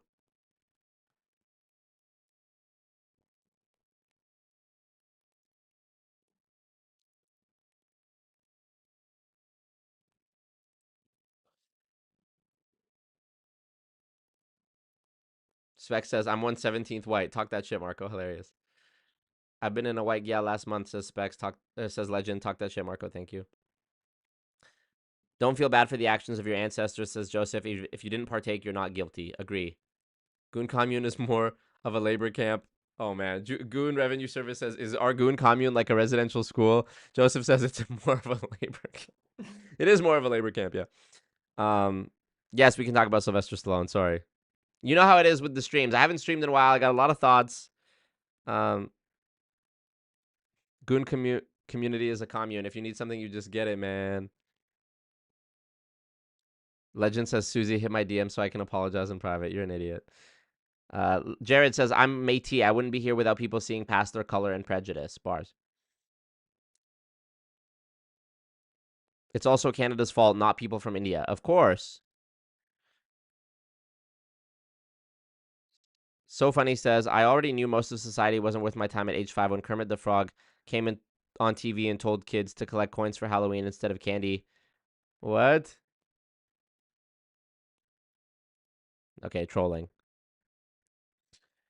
John says, I'm an American in Japan, 19 years now. My character as a former U.S. Marine helps a lot to earn respect. Attitude is everything. My Japanese wife's MLM is my only problem. Yeah, sorry to hear that, John. Canadian culture, says Tretino. Canadian culture is also pretty fun. It's a melting pot. I loved it when I had the new Jamaican family come for Christmas at my uncle's and service their food. Totally. How are both your biological parents lesbians? Says Shu Murphy. So funny. Lebanese, not lesbian. Both his parents came from bees. So funny. Okay, how long have I been ranting about Bali and whatever else? An hour and a half. Not bad. Okay. I mean, I could cut that into its own thing if I wanted to, but all right, let's do. Perhaps you guys want me to perhaps in the future, what I'll do is I'll start the stream with the topic and then I'll talk about other things. That way I'm not clickbaiting for an hour and a half. Okay, let's watch it. This is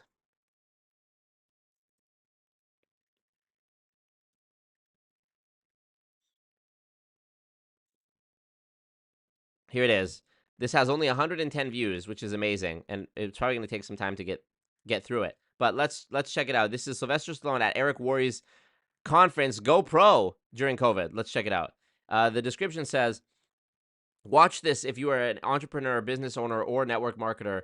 If you're looking to start a new career as a professional network marketer, reach out. Sorry, I was reading the title of this other video when I saw that.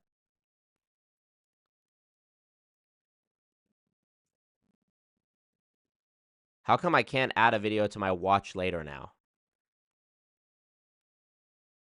How come I can't add anything to my watch later?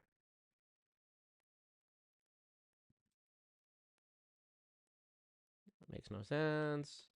Okay, let's do that. Drake is going through it. Pray for Drake, everybody. All right, let's go. Your identity didn't align with 550. So you subconsciously sabotaged your own business. Oh my by God. Inconsistency. We just started the video. He's already gaslighting people. Neglect, procrastination, dialing it in, going through the motions, a million things that I've done myself, until it got down to a level, even though it feels comfortable to lose that, on some level you relate more to the income that maybe you're earning now versus that other level, even though our business tries to push us to higher levels, right? So I sabotaged. I didn't realize this till later in my life. I sabotaged my business anytime my identity didn't align with my income. Making it up. So when you think about what's the most your parents ever made, or what's the most a friend of yours has ever made, and could you see themselves being that? And if you're above that, or sometimes for some of you ladies, if you're earning more than your man, and it creates a dynamic inside the family, you're like, well, maybe to keep the peace, I should slow down. Maybe I should dim my light in order to be able to make them feel more comfortable. This is a real thing. So I just want you to work on, my advice for you, Christy, is work on your identity. Is any of what I'm saying relating to you at all? How fucking Every single word. How nonsense is that? Hey, Eric, I'm not making money because this endless chain pyramid scheme is mathematically designed for me to fail. What should I do? Work on your identity. It's your fault. You're neglecting it and procrastinating. I've done it too. It's okay. Does that make sense? Write this down. Yeah. Yes. So I'm just telling you, I've been through this a million times. How long was Susie timed out for? And I will just tell you, you have to do everything in your power to Susie, get your... if you're still watching, I apologize on behalf of... Legend is going to get a reprimand. I'm going to invite him up into the big house tonight, and he's going to get a reprimand. Identity to align with the income that you choose to... that you want to have in the future. So 550 is not enough. Yep. Wait, Zoom gives me bad vibes. It's for MLM scammers and meth gays. What the fuck is a meth gay? Susie, you're not in timeout anymore. You're back. What the fuck is a meth gay? My heart is pounding. I feel like you've already read my whole book. Yeah, no, I mean, here's why. I lived it. I lived it. And I sabotaged my own business, mostly from inconsistency and dialing it in, going through the motions. Eric is so whack. He's so smug. So many times because my identity was the scrappy underdog, not the... Legend, Specs and Tretino, wait outside the big house, and I will give you both a reprimand as well. Champion. My identity was the 18 jobs before I was 22, you know, barely escaped high school. My identity was not a multimillionaire. So here's how it happened. A meth gay is a guy who does meth, and they go on Zoom and jerk off and do meth. Honestly, legendary, and also Legend Gaming. Happened for me, Christy, is I got the income, but I never had any money. I had the income, I was able to bring it in, but I didn't keep any. I either made bad investments or I neglected paying my taxes, so I was paying too much and filing fees and penalties and interest and stuff, or I would give it away. I'd buy dinner and lunch to every single person on the team because I felt guilty, right? That ever happened to you? Why'd you feel guilty? Because you're fucking scamming? Couldn't be that. So I found a way to get my net worth down to my self-identity. Nonsense. Even though I was earning the income because I was competitive. Yeah. So I don't know who needed to hear that, but each one of you needs to think about what your identity needs to be. Now, let me give you some advice on how to turn the identity thermostat up. Identity, write this down. Identity thermostat. Spend less time with people who have an identity thermostat that's lower. Spend more time with people who are higher earning. Get in mastermind groups, get around $1 million earners too. Spend more money, aka is what he's saying. Spend more money, because all these people who claim to be millionaires and have mastermind groups charge for it. $1 million earners, $3 million earners, read their books, watch their biographies, inundate your mind with possibility. See? AKA spend more money. Inundate your mind with possibility. Daydream, spend money. Daydream, spend money. This is why James Jenny has a great book, Maria. Feeling guilty, giving away my money. Thank you, Maria. Appreciate you. Thank you so much. Yeah. Yeah. Inundate your mind. Daydream, spend money. James Jenny has a great video about the self-help industry. This is like a multi-billion-dollar industry. And MLMs, I mean, Eric Worre, his whole business is like, it's MLM adjacent, right? Like, he doesn't work for a single specific MLM, but he's offering training and tools for whatever MLM you're in. He can help you. Obviously, he's just gonna, his help is going to be, the advice he's going to give you is going to be to spend more money on, as he's saying, read those books. Well, how do you read the book? You buy the book. How do you spend time at masterminds and around multi-million-dollar earners? You spend money. How do you get advice from Eric? Well, you attend his conference by spending money. You buy his book by spending money. You do mentorship with him by spending a lot of money. So it's really just an endless rabbit hole, because once you're in this cycle of like self-improving and it still doesn't work, well, they'll just say, well, you need to self-improve even more. You need to turn up your identity thermostat. They'll make up some new shit. Identity thermostat. You really can't make this shit up, but they do. And it's an endless rabbit hole, because you can always self-improve, meaning you can always spend money. You can keep milking the same customer again and again and again. It's like pimping, you know? You can keep selling the same thing again and again and again.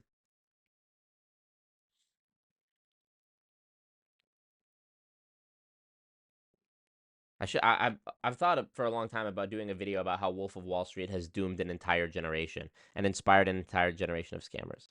Netflix, aka Specs alt account. Don't know how this guy hit 100K subscribers. No, Joseph, don't delete it. That's Specs alt account. Okay. Reduce the time with people around you. Sorry, I should be reading the comments on my phone so that I can share this. Okay. That have limiting beliefs. Oh, limiting beliefs. Check. We should have a Eric Worre bingo sheet. Limiting beliefs, identity thermostat. We're not even 4 minutes into this, and he said limiting beliefs and identity thermostat. Look at the chat. Look at the chat on this video. Align your identity. Earners, read their books, watch their biographies, inundate your mind with possibility. Reduce the time with people around you that have limiting beliefs, and you'll begin to start stepping into it. But the biggest thing, Christy, that you got to do. Trey Tino says, Wolf of Wall Street made me really want to do coke. Nice. You got to give yourself permission. You got to give yourself permission to be. Write this down. Give yourself permission. Get out of your own way. Identity thermostat. Limiting beliefs. He's hitting all the talking points today. A 7-figure earner. I feel that on a very deep level. So good. I appreciate that. This poor woman. This poor woman. I can't wait till she wakes up. I'm gonna do a multi-level misery with her. So I know your story even without knowing. Actually, this was a couple years ago. She could be out now. Hey, if you're watching this, let me know. Knowing it. Just because I lived it. And I will tell you, the other side of this insecurity, the other side of this programming, at some point, somebody told you that you need to be quiet and play smaller, and it was risky for you to be your true self, and you need to shake that off. Align your chakras? Yeah, literally, he might as well be saying align your chakras. What up, Voldemorty? Susie, they're literally wasting their time and money on super basic life advice mixed in with a bunch of toxic shit, yeah. Also, LOL. Spec saying, gotcha, Joseph, with the fishing emoji. So stupid. So dumb. Wash away your guilt here. Jared putting the Streamlabs link. Thank you, Jared. So true. So true. Thumbs up the king. Yeah. And step into the power that you have inside of you. Because when you do. Identity thermostat, limiting beliefs, step into the power, give yourself permission. What are we missing? Take massive action. Jesus Christ. The whole world's going to be ready to line. How has he been spewing the same nonsense for years, and hundreds of people still pay hundreds of dollars to hear the same thing again and again and again? Line up.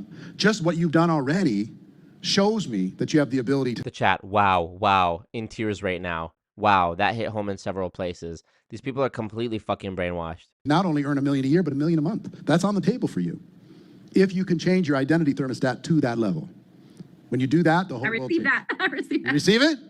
I'm receiving you, Eric. I'm receiving it. I'm giving myself permission to receive it and take massive action on a higher level. What the fuck? Receive that. Thank All right, you. give me a high five and give Christy a big round of applause. Doesn't kill you, makes you stronger. Oh, that's another one of the MLM songs. What doesn't kill you makes you stronger. This girl is on fire. What's another one? This is my fight song. Yeah, I forgot that one. Eric, you're giving them the hits, Eric. Okay, let me mute it so I don't get taken down. Oh my God. All right, I'm going to pick Dean Calkins, room number 29. Dean, how you doing? Good to see you, Dean.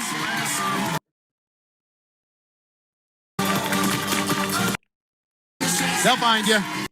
You're gonna hear me roar. The other side of this insecurity, the other side of this blah, blah, blah, sounds like a born-again preacher, tent revival guy. Yep. How you doing? Good. Where are you connecting from? We're in Florida. Great. And who's with you? It's my wife. And what's her name? What's her name? Katie. Say again. Katie. Katie. Stop fucking talking over each other. How you doing, Katie? Good. Good to see you. So what did you guys get? What was your big aha takeaway from the leadership session? Well, we really need to step into our power. Oh my fucking. What was your big aha moment? Imagine feeling lost in life. And then you genuinely, an hour later, you genuinely go, I know exactly what I need to do. I wasn't sure how I was going to stop losing money and pay off this credit card debt and not have to lose my home and, you know, be unable to make my car payment. And now I've got it. Now I've had an aha moment. Now I realize I just need to step into my power. So to speak, into leadership position. What does it mean? Just keep moving forward one step at a time. What's one thing that you decided you're going to do this next 12 months? Be very consistent. I'm receiving it as such an odd thing to say. Yeah. I was going to make a dirty joke, but. How about you, Dean? Yes, definitely. What is consistency? What does consistency look like for you? Following the process and our tools. Following the process and our tools, stepping into our power, giving yourself permission, don't spend time with people who have limiting beliefs. Literally, somebody give me a fucking straight answer. Literally, what does any of it actually mean? What does it mean? What are you going to do to make money today? So staying with the process, give me an example of what consistency looks like on a daily basis. Like how much time per day are you thinking about? We need to commit to a good 2 hours per day, if not doubling that as we get a little more comfortable. Here's what I would tell you when it comes to consistency. Just one tip for everybody is pick a baseline that you never go below, no matter what. It could be 30 minutes, it could be 60 minutes, but it never goes below that number ever. And then you can go above that anytime you. Look at this chat. Stacy in the chat. I'm going to have fun and give myself permission to make money. Nobody needs to give you permission to make money. The only person who needs to give you permission to make money is the person who is looking at your job application at the job you are going to apply to, hopefully today. You already have permission to make money. You have the right to go and get a job and make money. Go walk over to the restaurant, give them your resume, or apply online, or whatever the fuck it is, whatever your skill is. Maybe you went to school, and boom, you have permission.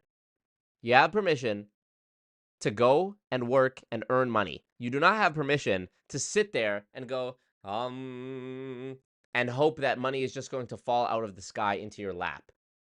You want, but it never goes below that. Make sense? The only exception would be if you want to take 1 day a week or whatever for your faith or things like that, fine. But on every working day, it never goes below a certain number. Fair enough?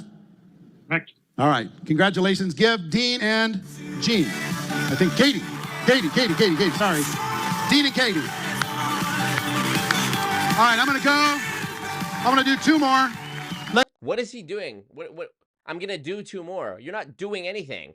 Hey, how's it going? What's your name? What are you doing? Okay, you're giving yourself permission? What was your aha moment? Okay. This is fucking babble. Let's go to Rachel. Yeah, exactly. Congratulations for what? It starts with an X. I don't know how to pronounce it, but in room 35. Rachel, how you doing? Her last name starts with Sochi, I'm guessing. Sochi. Hey, Rachel. Are you there? Yeah, can you hear me? I can hear you. How you doing? Appreciate you, JS. Poor Susie, scared to spam the chat because of what happened last time. So funny. Doing great. Where are you connecting from? Minneapolis. Hey, where in Minneapolis? Well, technically Minnetonka. Minnetonka. You know, I grew up there, right? I went to Orono High School. Really? Yeah. I had a house in Eden Prairie, like 15 minutes from you until, 5 years ago? Something like that. So anyway, us Minnesotans, Rachel, what's one thing that you got out of this leadership session that you're going to do in the next 12 months? Well, I got a ton of value. I'll be honest. I'm new to this industry. I started in March, and I'm so thankful for it because... Oh, my fuck.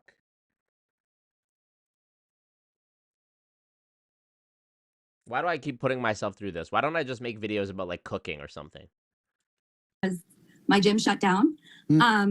But let's see here. I think becoming an excellent problem solver is something that will change how I pursue this and the people that I look for to bring into the business and how I approach their problems. So what specifically you're going to... Look at the chat. Tanisha says, I give myself permission to be a billion.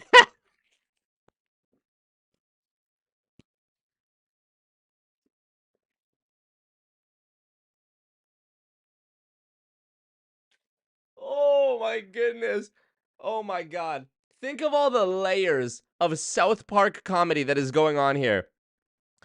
People have paid, it's COVID, which is already one level, like a layer of Matrix, like mind control nonsense, right? Everybody's losing their mind, locked in their homes. On top of that, these people have paid money to join this Zoom call with this scammer, Eric Worre, because Sylvester Stallone is going to be there. And you publicly type in the chat, I give myself permission to be a billionaire. What the fuck? Yeah. Thank you, Jared. My videos would never be as good as Kay's cooking. So true. Tanisha. Accept the exception.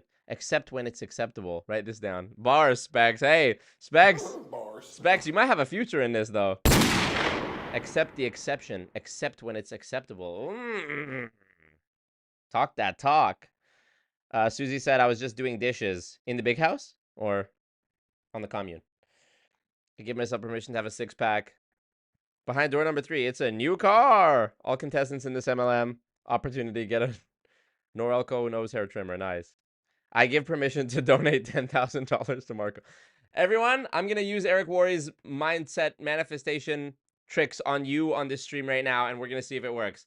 I give myself permission to receive $1,000 in donations from the goons watching this stream right now. I give myself permission to permit you to give me money. Bad Dog, I give myself permission not to join another MLM. I give myself permission to ignore what Bad Dog is saying. I give myself permission. You are yourself. You don't need to give yourself anything. You are yourself.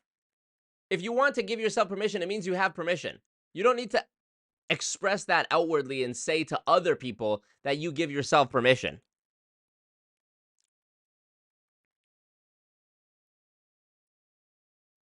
Tratino, I just paid rent or this would have worked on me. So funny.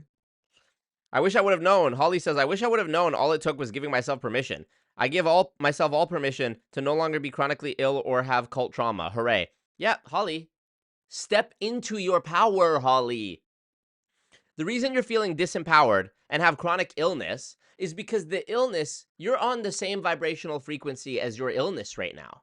And it could be because you're lazy. It could be because you procrastinate. It could be just because you don't want it bad enough. Or it could be a cosmic punishment for some inaction that you didn't take before. And now is your time to give yourself permission to take massive action and step into your power and align yourself with the identity. Turn up the identity thermostat. First of all, take it back. Turn up the identity thermostat and plant your identity on a gravitational axis that is cosmically aligned with the intersectionality of space-time, okay?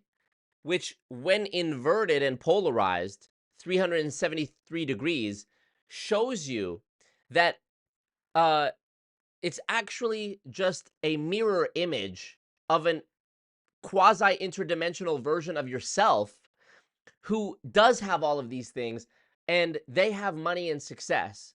Now, when you transcode that and transmute that backwards through an HTML codec mainframe, what you're going to realize is that when you post an Instagram story, telling people that you've given yourself permission, you will realize that that will manifest itself in the physical realm that we have on this 4D plane of existence into $1 million a month or more. And not only that, Holly, but your chronic illness, write this down, would be absolutely cured. But you have to take it back to the first step. You haven't given yourself permission to do that. You see, I just did it right there. And Brandon C. just tithed 100 Canadian dollars to the cult. Merry Christmas, Marco. And because of that, you see, I'm doing it right now. I'm living proof. So if this isn't working for you, you know, you're doing something wrong. Because as we see, Brandon C. And what's C backwards? Well, it's nothing. We haven't invented that symbol. But that might be a sort of Terrarian ancient space symbol for, you know, in the Andromeda galaxy. If you were to really transmit your consciousness back in time and across dimensions into a different version of yourself who was also everyone else, right? Write this down. Then you would realize that we're all cosmically aligned. And what Brandon C did there with the initial, you see,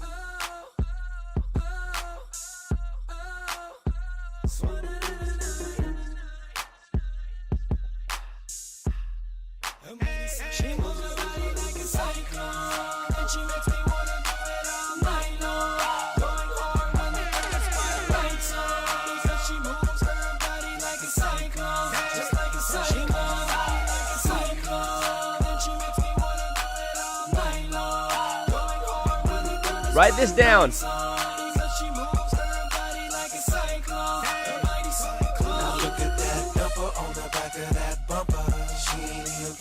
She's shaking that rumpa, and oh, you ain't know she get lower than a muffler. Even with her girlfriend, the show stopping with a hustler. The way she move her body, she might see the Maserati. She wanna put it on me, trying to show me her tsunami. She make it hard to copy, always tight and never sloppy.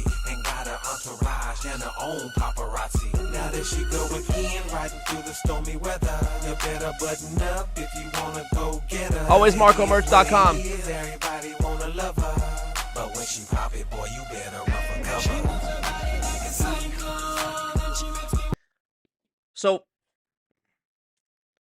So when you take that backwards C, which is actually the first letter in the Andromedan alphabet, from the year 6400 XZ, then that's going to, you know, you put all of these things together, and you're going to realize, Holly, that your chronic illness can actually be plotted down on a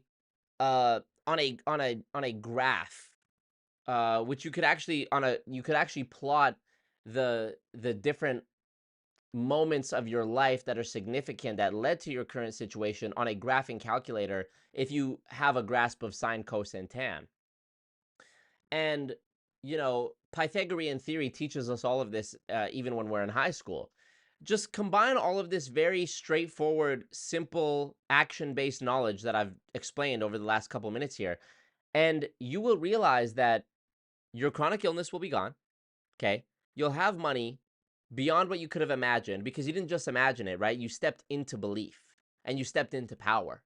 So now you're not just manifesting it, you're accepting it. It's already knocking at your door. You know, good health and money is knocking at your door.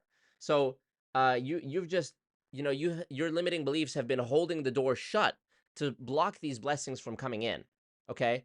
So you need to open the door, receive it,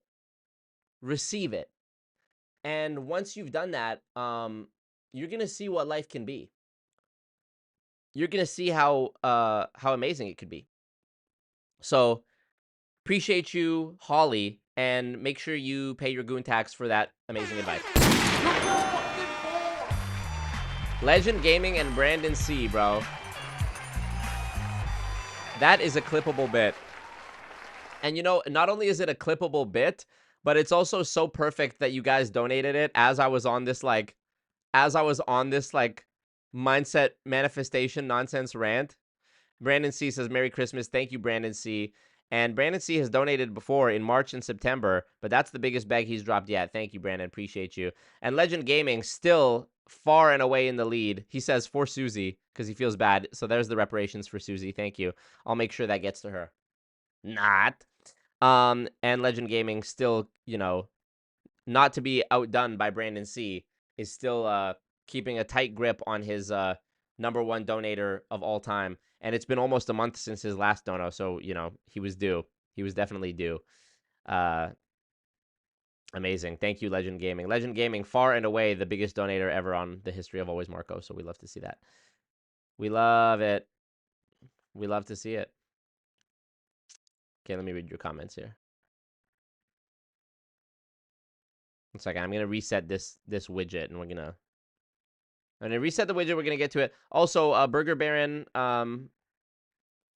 aka Goon Revenue Service, says what you envision can be your future position. Write this down. So true. Okay, let me read your guys' comments here. Let's see. I take responsibility. Thank you, Legend Gaming. Appreciate you. Trey Tino saying, I just paid rent, or this would have worked on me. And Danielle said, imagine us actually donating 1K or more. Well, we're at 250 just from Brandon C and Legend Gaming, so anything's possible. Get me off the illness frequency, says Simply Daryl. Yep. Holly says, I'm cackling. My dog is concerned. I give myself permission to respectfully decline. Let's go. Holy. Danielle says, Marco, you've lost me, but you've convinced me. That's what matters. You've lost me, but you've convinced me. Holly says, I will now step into my power and vibrate at a higher frequency than my type 1 diabetes. I identify as a healthy person. Thank you, Marco. You've shown me the light. I got so much value from that. Guys. Would Holly be lying to you? Oh, so you think Holly is brainwashed into just saying that I've helped her? Guess what? Maybe she's not brainwashed. Maybe we've just washed her brain.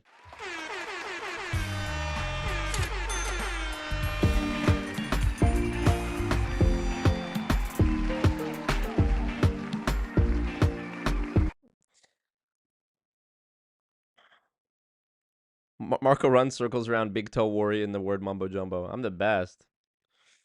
I'm the best at it. Marco sounding like Kamala. I'm a joyful warrior. Caught me monologuing. Bags dropped. LG got us all. My sister's middle name was Andromeda. Amazing. Reprimand that bitch. Nice. Dancing. LOL. Cyclone. Marco's getting that bag. Yes, yes. When I get the bag, we all get the bag. And see, you guys would get the bag too if you gave yourself permission, but you don't. She moved her body like a cyclone. Yep. It's lit tonight. Back to the rant. This is uncanny. Holly, are you going to open that door and step into the house and dog poop? I am. I am giving myself permission to open the door. Nice. Name it and claim it. Finger snaps only for the rest of the stream. No clapping. Someone make a reel of this rant and make sure it's taken out of context. We pay $200 a month in HOA fees, and there is dog doo-doo all up the street. Nice. Jenna says, I don't get paid until the 3rd. I will keep live streaming and keep the camera on until then. I give you guys permission to upgrade me to a cult member, says Shu Murphy. Eric Worre, that's a different story. I feel my head's gonna explode like I swim with Dory. Let's go. All right, let's continue on with this amazing wisdom. Going to do to be a better problem solver? Well, trying to look for the answers myself so that that's duplicated in the people that I bring into my team. And also with my children and the leadership that I have with them. Oh, no. Instead of just giving them the answer or doing it for them. So, Mommy, are you showing your cleavage on the Eric Worre live stream again? And did you pay $500 for this? Shh, not now, sweetie. Mommy's working. Mommy, how come you only ever lose money in your MLM scheme, but you never actually make money? How can you call it working when it's not a profit-generating activity? Shh, honey, I'm on with Eric Worre right now. Is that the guy who looks like Lex Luthor, but poorer? Honey, shh. Did he give you permission to cook me dinner? I'm hungry. Shh. Mom, we don't have any food in the fridge. Can you ask Mr. Worre to give us permission to give you yourself permission? Can you ask Mr. Worre to give yourself permission to give yourself permission to permit me to order something on your phone because I'm hungry? So I think letting them find the skills and the solutions before I jump in with my answer. Love it, love it, love it. So not only being a problem solver, but helping other people learn how to do it on their own too. Yes. Yeah, yeah, yeah. You sound like you have a servant heart, like you want to help people as much as possible. Did he just say you have a servant heart? I remember back in my day when the help was coming up, I would say, "Hey, you got a servant's heart. Now get back out there and till them fields. You got a servant's heart, and I respect that." A servant's heart. Turn up the identity thermostat, step into power, give yourself permission, servant's heart.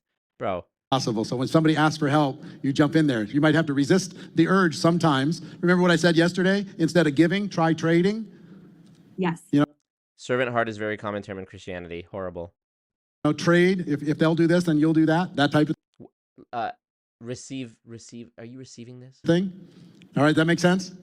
Absolutely. Does that make sense? Checking all the boxes. Eric's the goat at this. All right, how do you pronounce this last name? Sochia.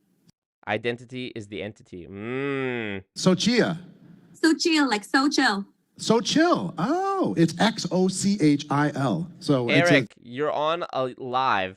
Sylvester Stallone is behind the screen waiting to come out. We only have him for an hour and a half. And you are in front of hundreds of people on this live right now, and you're flirting with this chick. Leave her alone. He's like, "Oh, and what's your social insurance number?" It's a very unique name. Rachel, thank you very much. Everybody give Rachel a big round of applause. Literal professional padding the runtime. I yapped for an hour and 30 minutes about Bali and Instagram before I even started the main topic of the stream. And Eric's giving me a run for my money when it comes to padding the runtime and yapping.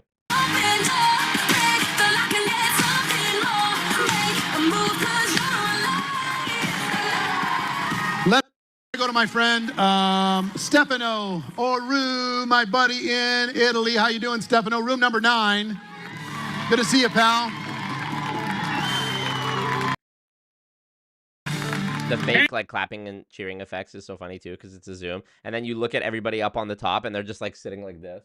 So funny. My friend, which city in Italy are you in right now?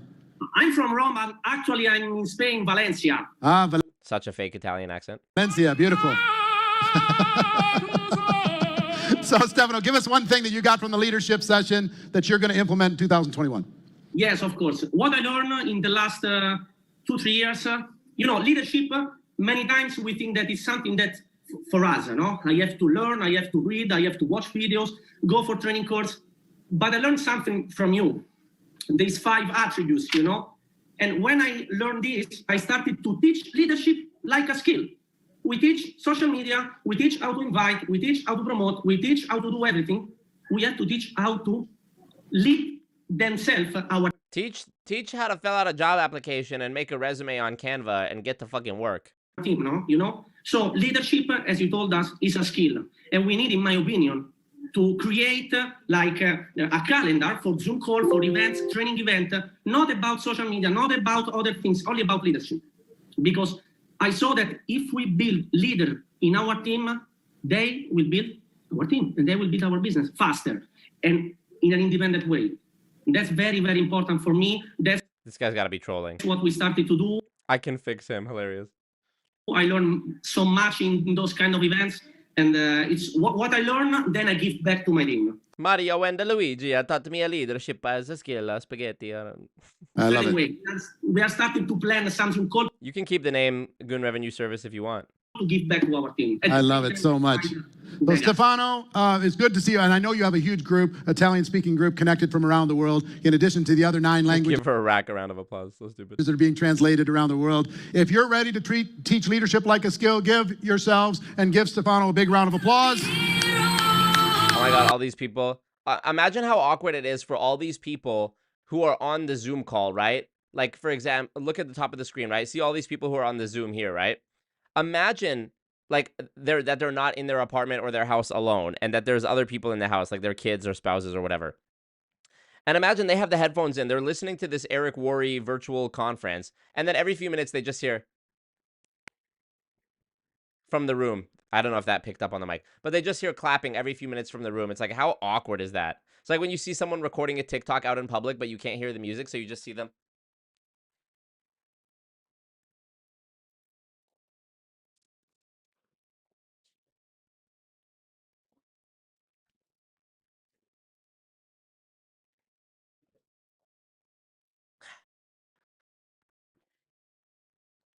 Thank you.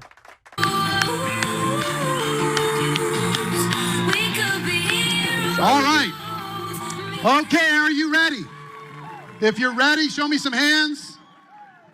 Now listen, the thing that inspires me most when I look for mentors and I look for leaders, I look for people who walk their talk. The thing that inspires me more than anything else in the world is an artist. And I don't even care what they're an artist in. If they treat their craft with excellence. I'm an artist in smearing poop all over the white walls of my padded cell because I've lost my mind listening to this nonsense for so many years as a YouTuber making videos about MLM schemers. But I'm writing motivational babble on my walls. I'm writing the word frequencies in my human shit on the wall of my padded cell. If they've stood the test of time, if they've led their I look for a good rec. field, their genre, I'm interested.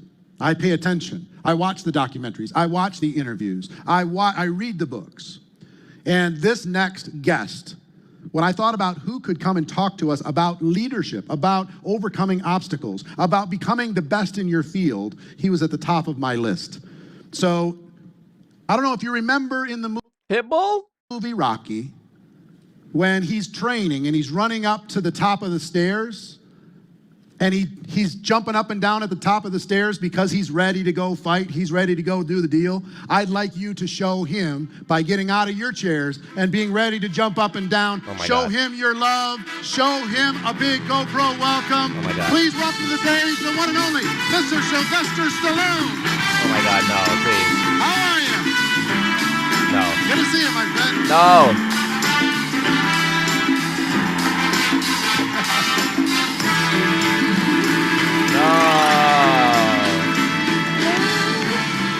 How you doing?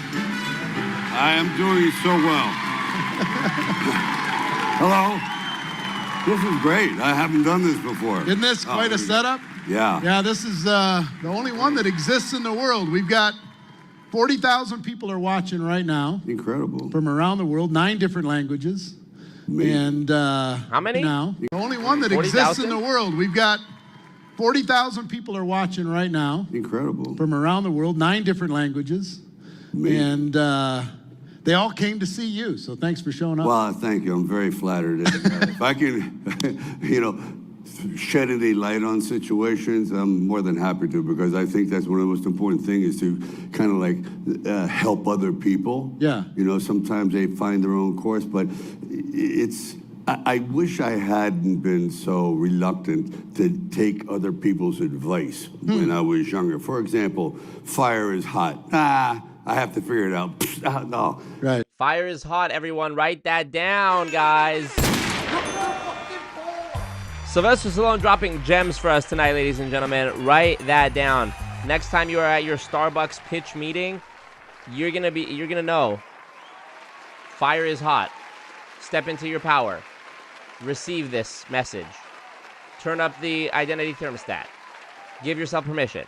Fire is hot. I mean, you need to write this down because there's so many jewels being dropped, and you don't want to miss them. You should have listened to the learned, and I only wished earlier on in my career I had really paid attention to the certain kind of rules, certain kinds of experiences that seem to be repetitive about success.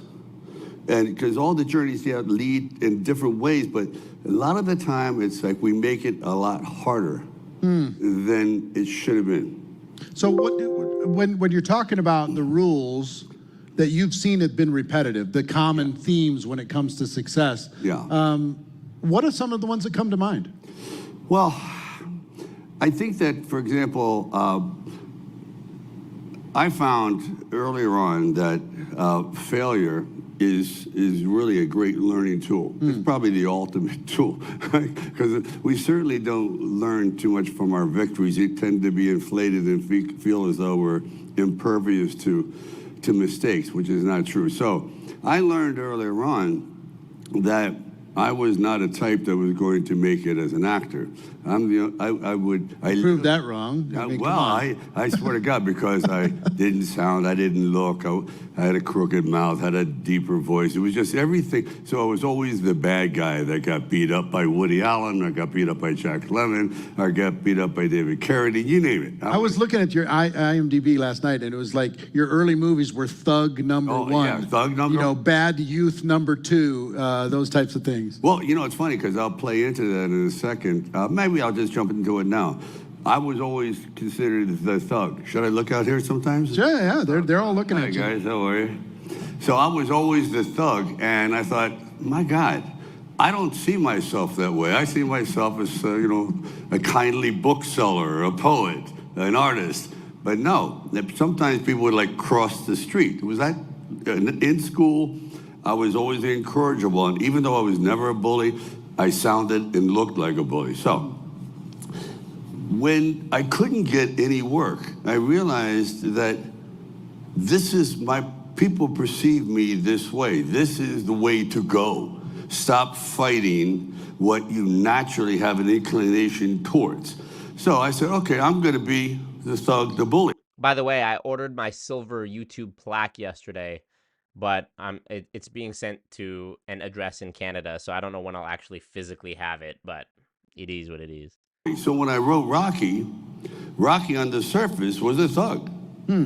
He was a loan shark collector, he was uneducated, he beat people up, but then again, you saw that he really wasn't. He didn't want to. But it's the thuggery that got everyone hooked on, like, oh, this is kind of an interesting character. He's really nice. We expected him to be horrible. Yeah, I don't know what the fuck is going on. Tretino says, didn't learn from his own failing MLM, yep. And so that's what I was talking about, finding a certain thing through failure that I couldn't get any work, that this... I love a gray-haired tan man who looks like he could wring me like a dish towel, says Tretino. Well, in the future, first of all, that's hilarious, but in the future, that's going to be me. I can't wait till I get some salt and pepper in my beard and my hair. I'm going to look so sexy and distinguished. I'm not looking forward to it for the purpose of attracting Tretino. We already got that locked. But I mean, I'm just going to generally look good. I'm going to look like Reed Richards, Mr. Fantastic. Was showing me the way. There was a journey through that process. Oh yeah. You just had to follow. You weren't the heavy your whole life. No. I just tell people that they have to be prepared for, at least in my life, a radical change quite often. So it's right there, and sometimes you overlook it, and you go, you know what? It's that turn that you fear to take. It's like totally going against. If you see yourself as like a hero and everyone sees you as a villain, eventually you got to go, all right, do I want to be a hero and starve to death, or be a villain in movies or even and perceived? Be successful? Yeah, or even perceived. Like I say, it's I wanted to get into I was interested in Broadway type stuff early on in my career, and I was just okay. Right. And I went to see a Broadway show, and there was a lady that just destroyed it, just crushed it. Isn't it crazy how most of the people who are big in MLM, if you are able to find these little nuggets in their interviews and stuff, it seems almost universal amongst all of them that there was some legitimate thing that they wanted to go into, some art or some career that they failed so miserably at or just didn't have the talent for. And so then they, in order to get that validation and money that they sought so desperately, they decided to start scamming to do it. It seems to be a through line with all of these people, because anyone who's genuinely a good artist doesn't need to do MLM. Anyone who's genuinely a good business person or a smart investor or whatever doesn't need to resort to MLM, you know? It's like Ray Higdon talks about, oh, I failed in real estate. Real estate was so bad. It's like, yeah, you failed. You failed. During this Broadway show, and I'm like, oh my gosh, she has... I don't know if we could handle Silver Fox Marco. Oh, you couldn't handle it. Definitely not.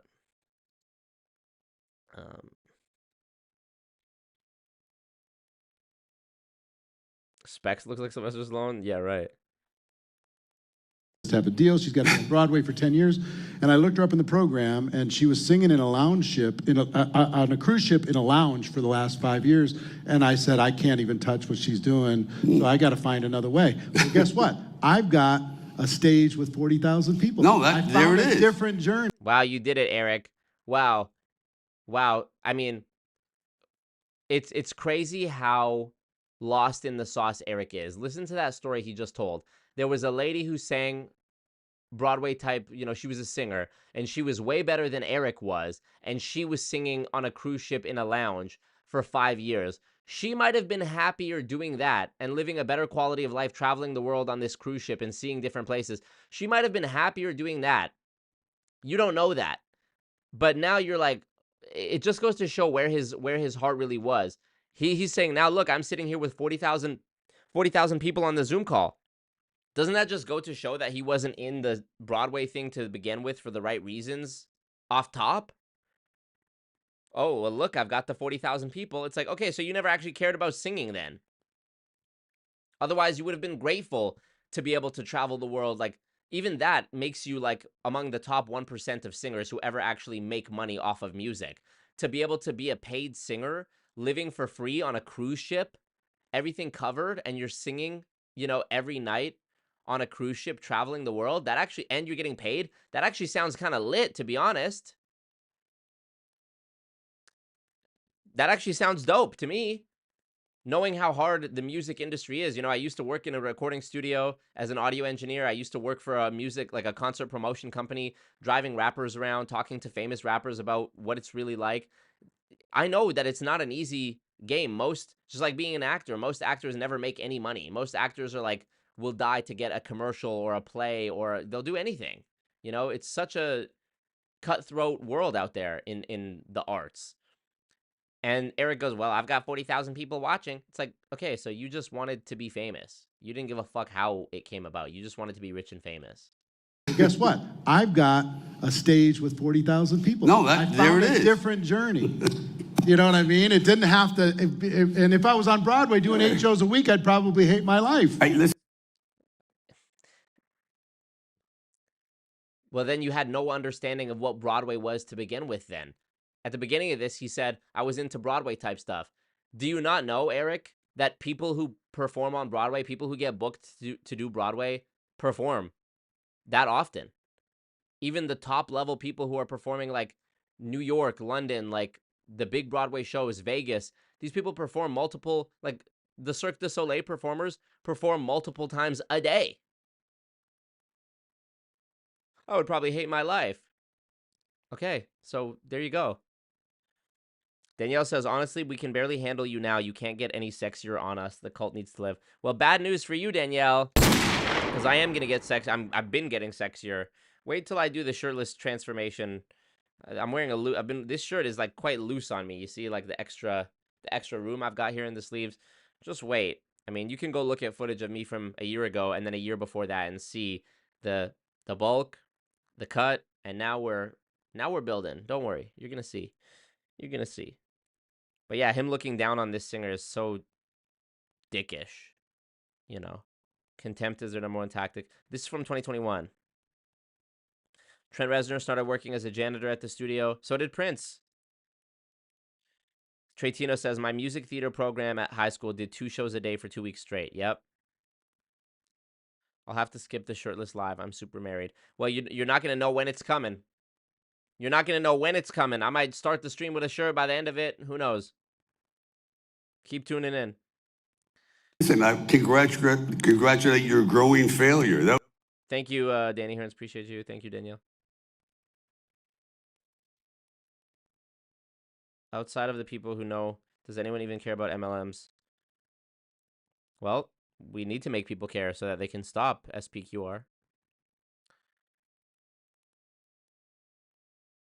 Oh, Tretino had a solo song? That's fucking sick. I did a play in grade 11. The grade 12 students, theater students, had to direct a play, and they had to cast people in it. So I was cast in the 12th grade. I was in grade 11, but I got cast in the 12th grade play. And I had to kiss a girl on the lips who was in 12th grade. She was older than me. And I mean, that was in grade 11. I did a play, and it was only a like there was only 2 characters in the play, me and this girl. It was like they were a married couple and they were bickering about something. And at one point they have to kiss on the lips. Bro, I'm such a fucking G. I've been a G, bro. I've been a G since the fucking beginning. In the beginning. Yeah. In grade 11, I'm out here doing love scenes. So stupid. That was fantastic. Right. I'm telling you, failed upward. Yeah. It happens. I know it's a rare phenomenon. Just finished my last set, suspects. Let me get a flex rate real quick. Nah. You're gonna have to wait. You're gonna have to wait. Susie says, I'm gonna have to skip it too. I'm in my season of singleness. Hashtag post breakup incognito mode. Oh, sorry to hear, Susie.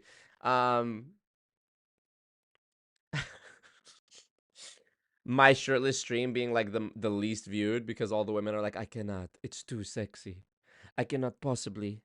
It's going to stir something within me that I can. I don't know why you've all become Spanish like maidens, but it's going to stir something within me that's too sexy. I cannot.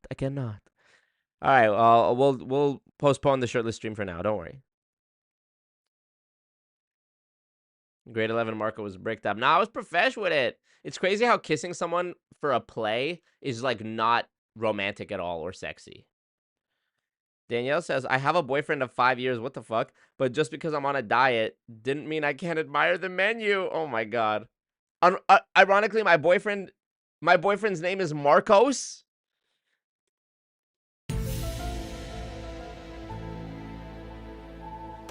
Danielle, you gotta chill out. You gotta chill out, Danielle. You gotta chill out. Susie best be in church instead. LOL. Next thing you know, now that you said that, Susie, next thing you know, I'm gonna have a background that's like a goon church. You know, there's goon court, there's goon news. Actually, I just decided that's gonna be a new thing. Devin, who wants to be in charge? I mean, I could just grab like a random church background and put like the same way I made this and just make it. But if somebody wants to create Goon Church, the Goon Church background, I'm down for that as well. So funny.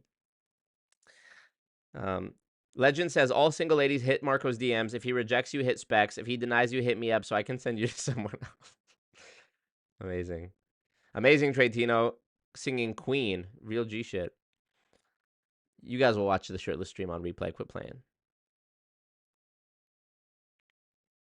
Appreciate you, SPQR. Well, now you know, and you can help other people stay away.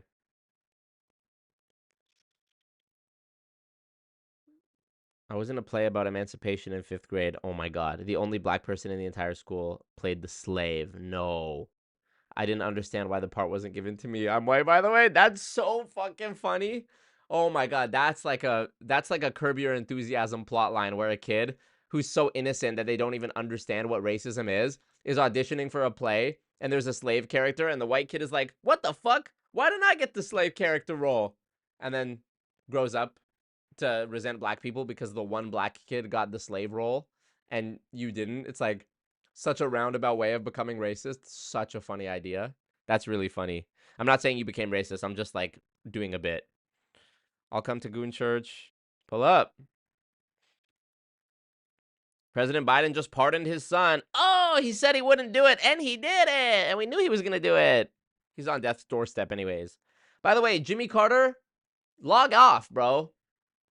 Go ahead and clock out for me, Jimmy Carter. You've been on hospice care. Jimmy Carter has been on hospice care for over a year. He's 100 years old. He turned 100 in October. He's still kicking. Well, he's not kicking. He's fucking... Look at him. He's in a chair. Look. He's basically dead already. What are you doing still? You were the president in 1977. You were the 39th president. We're on 47 now. Wrap it up. Respect, but wrap it up. But I found that if you're willing to, like, I saw myself totally from 9 years old as an actor. My boyfriend watches Marco's lives with me. Well, I'm sure he ain't watching right now, the way you talking. But Shout out to Marcos. Shout out. We love a goon couple. We love it. I was very, very influenced by heroic deities like Hercules and Sinbad and you name it. Always Ben-Hur, Spartacus. So I had my whole life planned out. I was going to be one of these guys. So I came to Hollywood, got a big, big smack of reality and said, like... When did you come? When was that? I started, my first was 1970. And I would go around... There'd be we had yellow pages at that time, big thick phone books. And there would be maybe 11 or 1,200 different agents and managers in New York. And I would literally go to visit 50 of them a day. I would have some pictures. Yeah. JS says, let's all give Carter permission to pass. Yeah. Jimmy Carter, you have my permission to pass. You have my permission to die. And I know. So determination probably was big. I mean, because routine. Try it for a minute. No, it's a routine. You got to get into it. Even if I don't want to do it, I do it. And quite often, 50% of the time, I'm tired. I'm this. I have a cold. I said, no, today could be the day. You know what I mean? That's it. So I would go around to 50. And how old were you at the time? At that time, I was 21. 21 years old. 21. So 21 years old, you're going to 50 people a day. I talked to everybody yesterday about an attribute of leadership is when you decide you want to do something, it feels like you're pushing a rock up a mountain for quite a while, Right. until it becomes, and it never totally gets easy. No, never. No matter how successful you are. But at the beginning, especially, you got to put your dues in. You got to pay the price. And for you at that early stage, it was pushing that rock up the hill just for a chance to be thug number one. That's true. That's true. I think that there is this,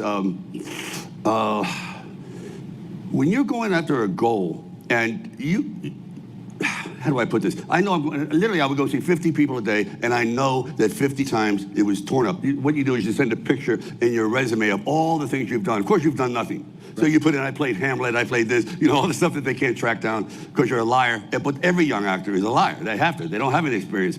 So Step 1, yellow pages. Step 2, lie. Step 3, profit.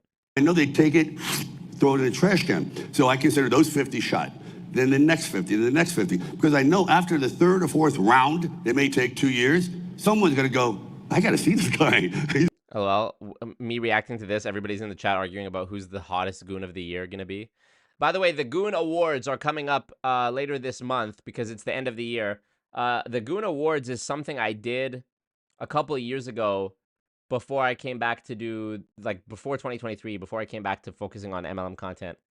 And I even had a goon quiz. It was like a Google Drive, a public Google Drive that I shared in the Discord with questions about the Always Marco lore, specifically the live stream lore. So it was pretty deep. Nobody today would be able to answer any of the questions except OG goons like Legend, NPAS, Specs, etc. But perhaps I should do a new Goon Awards, and I'll make categories and we can vote in Discord or whatever, and then we'll have a Goon Awards ceremony. And perhaps the winners of the Goon Awards, I can do a stream called the Goon Awards, and we'll have the different winners of each award call into the stream, and they can do their acceptance speech and do a little interview, something like that. That could be good. He's either he's completely crazy or he's got something that I need to hear about. Just curiosity. How long did it take before the first time you got a job? What was it? 18 months. 18 months? What were you doing in the meantime? I literally was cutting cheese, cutting fish. I was one of the best. I worked in a deli. And if you can nominate yourself for a made-up award too. That's fine.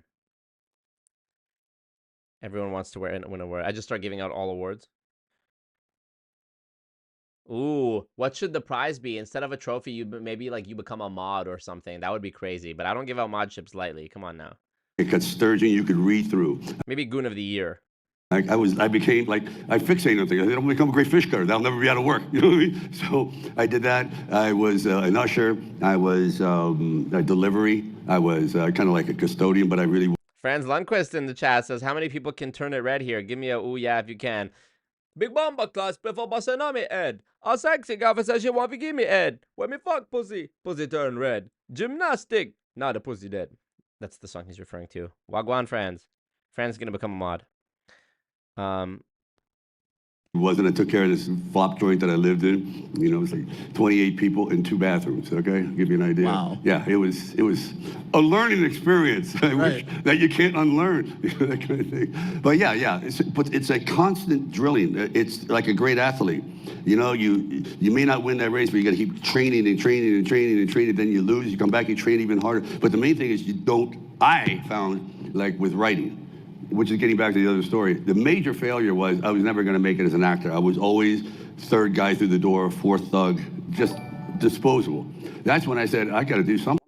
Abner Dwight, 702 for Jimmy Carter, one of my faves. Thank you, Abner Dwight. Appreciate you. LOL, me mentioning Jimmy Carter gets a donation in 2024. So funny. Imagine explaining to Jimmy Carter now as he's on his deathbed, like, yeah, so I live stream on YouTube. He would be like, he would die from just me just trying to comprehend that. Wagwan, Alex, Wagwan Franz. Netflix Spec says, Franz in the chat. This chat is super sexy now. Yep. By the way, everybody, in case you're curious, Franz Lundquist in the chat. That's my sexy Swedish friend that I was mentioning, who I was in Bali with. So if you want to stream exclusive, by the way, top secret. So if you want to follow Franz Lundquist on YouTube, you can go ahead and do that. And who knows? He might have some videos on his channel that I filmed and appear in. So you never know. If you go to his channel, you might see some Bali vlog content with me as well that I filmed and appear in. So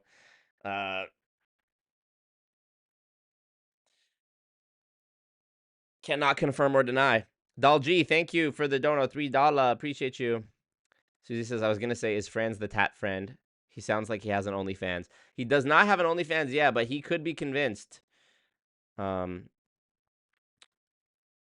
go. Franz and Marco calendar, yeah. Trust me. There's some films from him that I filmed. No, not like that. Some videos, some YouTube videos. YouTube. Only Franz, yep. This is my friend who I was talking about. I was talking about you earlier in the stream, Franz. I didn't say your name, but I was talking about being in Bali and how it's like the hottest girls there. And I told them, I said that I was with my friend who is a 10, and Tinder was dry for both of us. I didn't mean to. I didn't know you were gonna be in here. I didn't say your name because I didn't want to like make it seem like we had no swag or no sauce in Bali. But I was saying how Tinder and Bumble were super dead in Bali. And how it was surprising because my friend who I was with is a 10, and now he's here. So go check him out. Go check out his channel, and who knows, there might be more content coming on his channel that we filmed in the past. Who knows? All right, let's go. I'm young. I have a lot of ideas, and I started going. I got a job as an usher. The calendar is def coming. Okay, never mind what I said. 4 years of college to get a job as an usher. Why? Because it would leave my days open. That's what they were doing in that villa, yes. For me to go around and give out my pictures that no one wants. But at night, I can sit there and watch a film 30 times and get literally inundated with it. And then I went out and I bought this little tape recorder. And then I would tape the movie. At this time, it was a movie called MASH. Big hit, huge hit. And I tape it. Then I would go back to my little flop house, which was 8 by 10, and play it. And I would try to rewrite the dialogue in my way, as an exercise. I learned screenwriting this way. So I said, okay, if I can't be in movies, I can write movies for other people to be in. See what I mean? So, and anyway, the end result of this long dissertation is I got in because I failed as an actor and succeeded as a writer. So that's, see what I mean? So can I ask you something about that story? Because, I admire the artist in you. Thank you. Because it's one thing to be an actor. It's another thing to be an actor and a producer. It's another thing to be an actor and a producer and a writer. Yeah. Actor, producer, writer, director. Actor, producer. LOL, Marco, we need an HR department. Goon HR. Oh my God. Yeah, Goon HR. It's gonna be like I'm gonna be the head of all of these different departments. Like I'm the broadcaster for. I'm the reporter for Goon News. I'm the judge for Goon Court. Goon Church. I'm gonna be the pastor. And Goon HR, I'm going to be like the lead human resources person. And in every one of these things, Goon Church, what's the result? You have to tithe and donate. Goon Court, you have to pay court fees and donate. Goon News, we're going to find a way to incorporate donations. And Goon HR, it's going to be a fine. We love it. Tariffs. Tariff. Beautiful word, tariffs. The best word. Writer, director, painter, actor, director, writer, producer, painter, entrepreneur.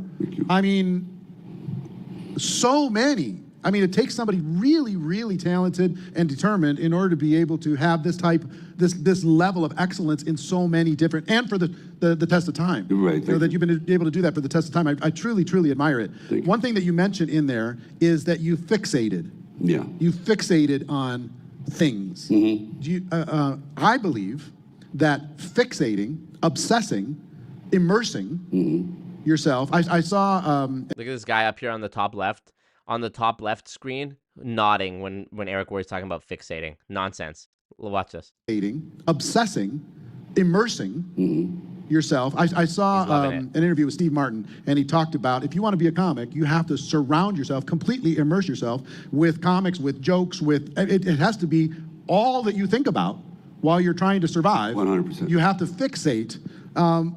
How important was it, do you think, in your life, was fixating on accomplishing a certain thing and then taking that to what other people would call an extreme? I'll bet you, not even knowing you, I'll bet you for most of your life people have been telling you to slow down. It's okay, it's enough, you don't need to do any more, you got nothing to prove. Right. But what they probably don't understand about you is you're happy moving forward. Yeah.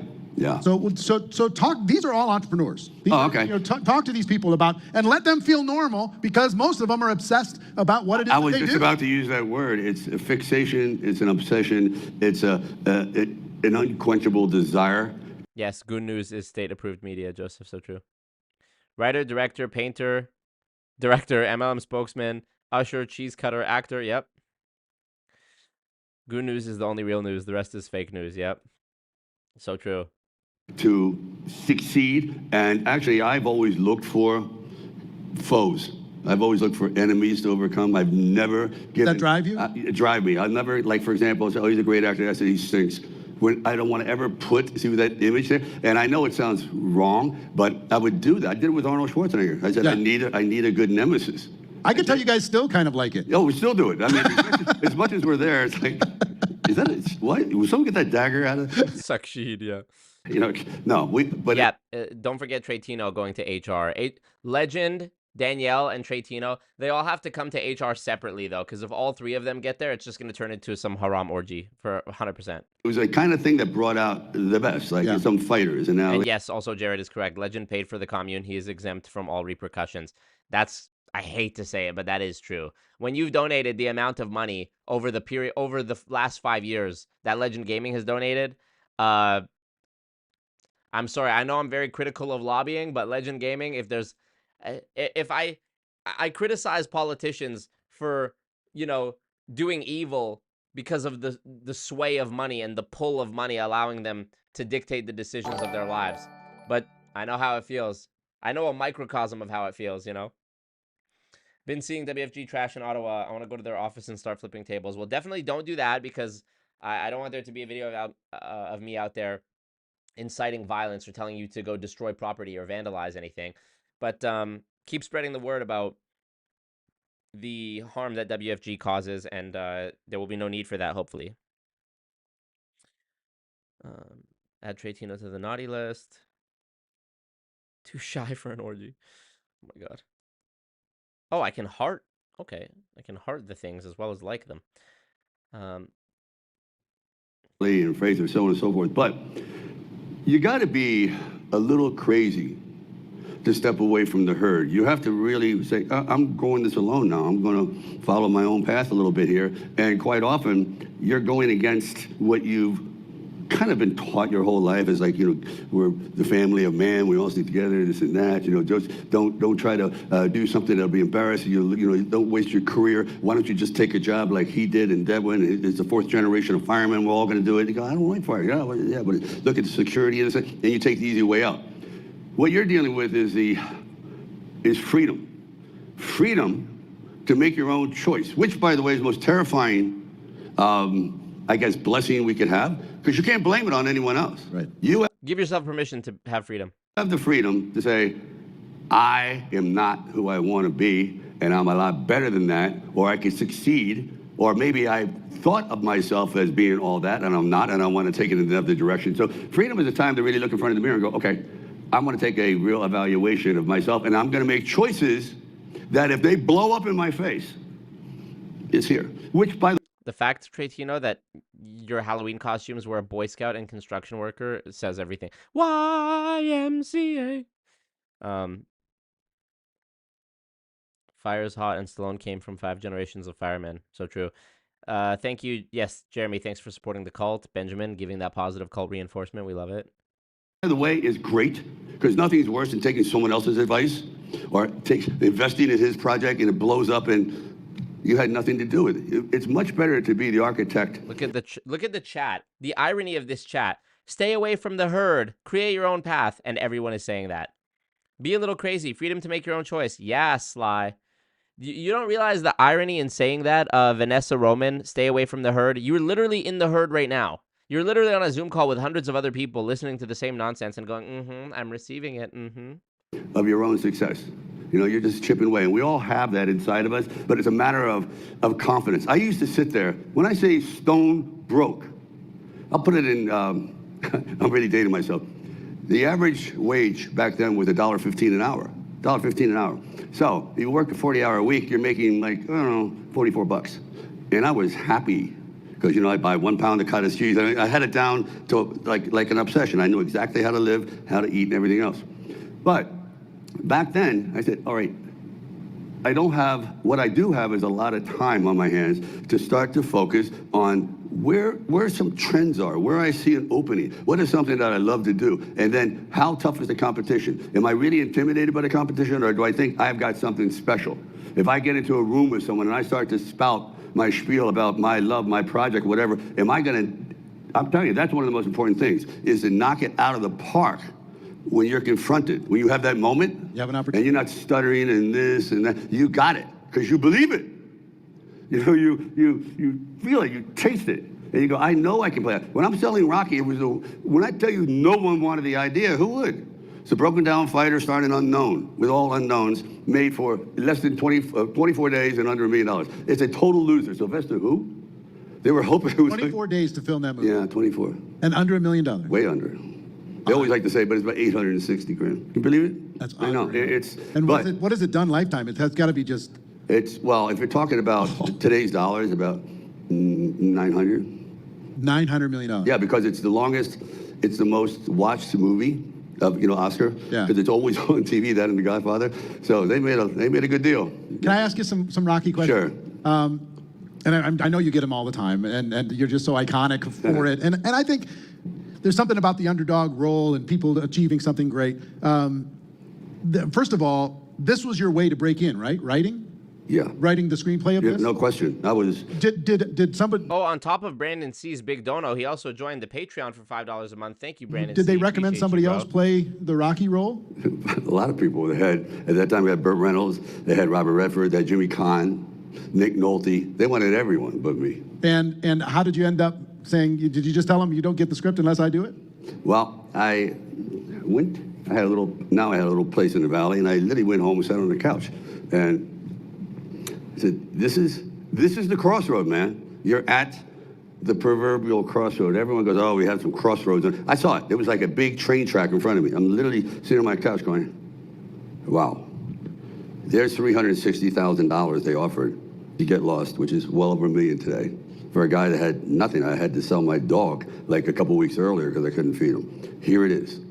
And there's that track, which I don't know where that's going, but I know if I don't get on that track and take this money, I may be gratified for a while, but the hunger and the loathing and the disappointment and the despair and the confusion and the quandary of not knowing where I could have rode this train that I built. You know what I mean? You built it. This isn't like someone gave you Rocky. You built it. You said, you know what? Let it ride. Yeah. Let it ride. And the rest is history. Yeah. So you decided to say, you know what? No, I understand all that, but I got to play this. Got to play it. I've got to do this thing. What do you think has made this so iconic? You've had to deconstruct this at the time. Is it the underdog? Is it going, proving people wrong? What is it? Well, it's proving people wrong. That could be a motivator in the beginning. That may start your engine and prime the pump, but it's you. It is you. You may say, yeah, I'm going to show them, I'm going to this, but they made a mistake. But that's not enough to drive you.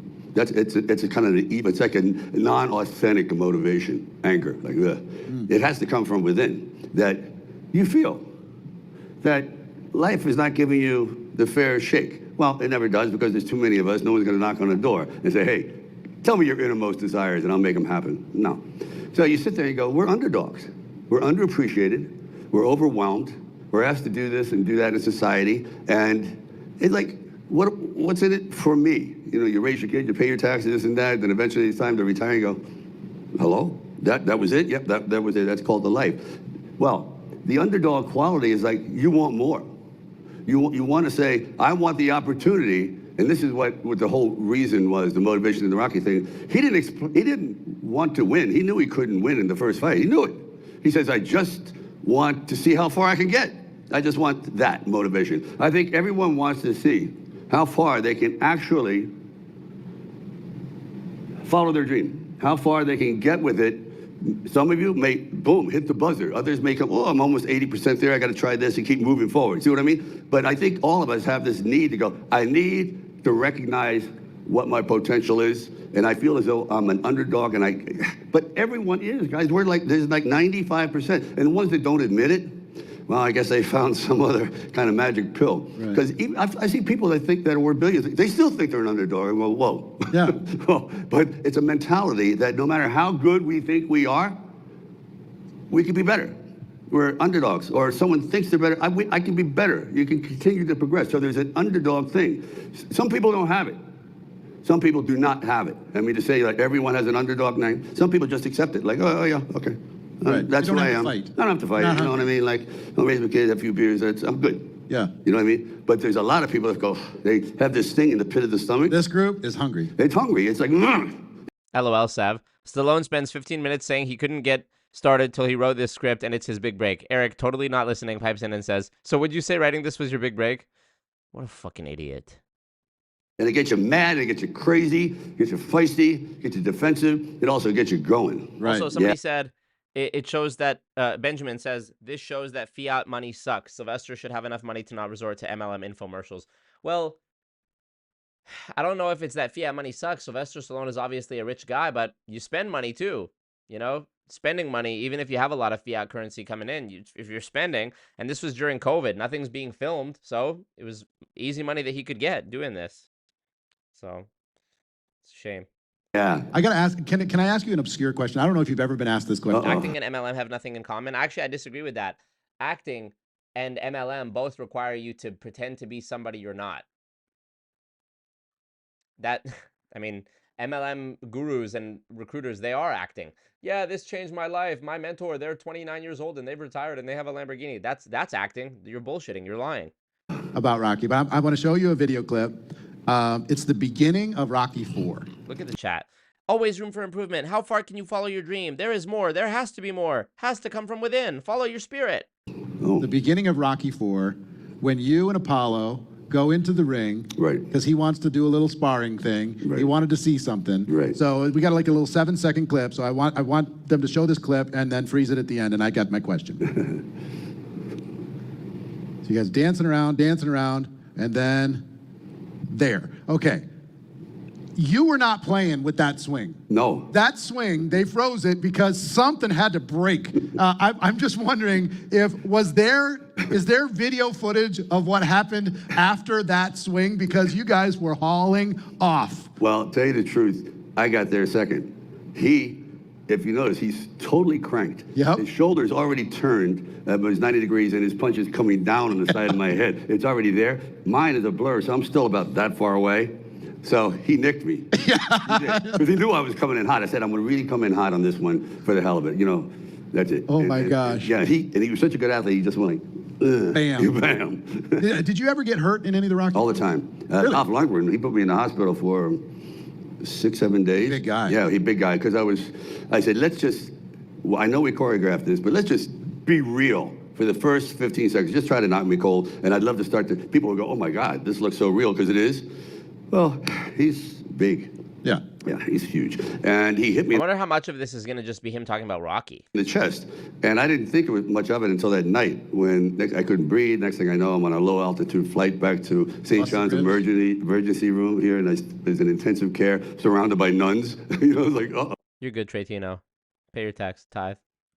Can I ask an obscure question, Stallone? How many concussions have you had? LOL. For about 6 or 7 days. Wow. Then Lloyd's in London said, oh, we're not paying this insurance claim. Then they saw the footage and they saw this wham. Ouch. Yeah, it was So crazy. you busted up a bunch of ribs? No, what it is, he hit my chest so hard that the heart banged against the ribs. It's called the swelling of the pericardial sac. It happens a lot. This happens to people when they get killed sometimes in car accidents. The steering wheel hits them in the chest. What it does, it hits so hard, the heart hits the ribs. You're fine. Yeah. For 20 minutes, you go, hey, how you doing? And then the heart can't pump anymore. It swells. It's like a bruise. And boom. Wow. Yeah, I know.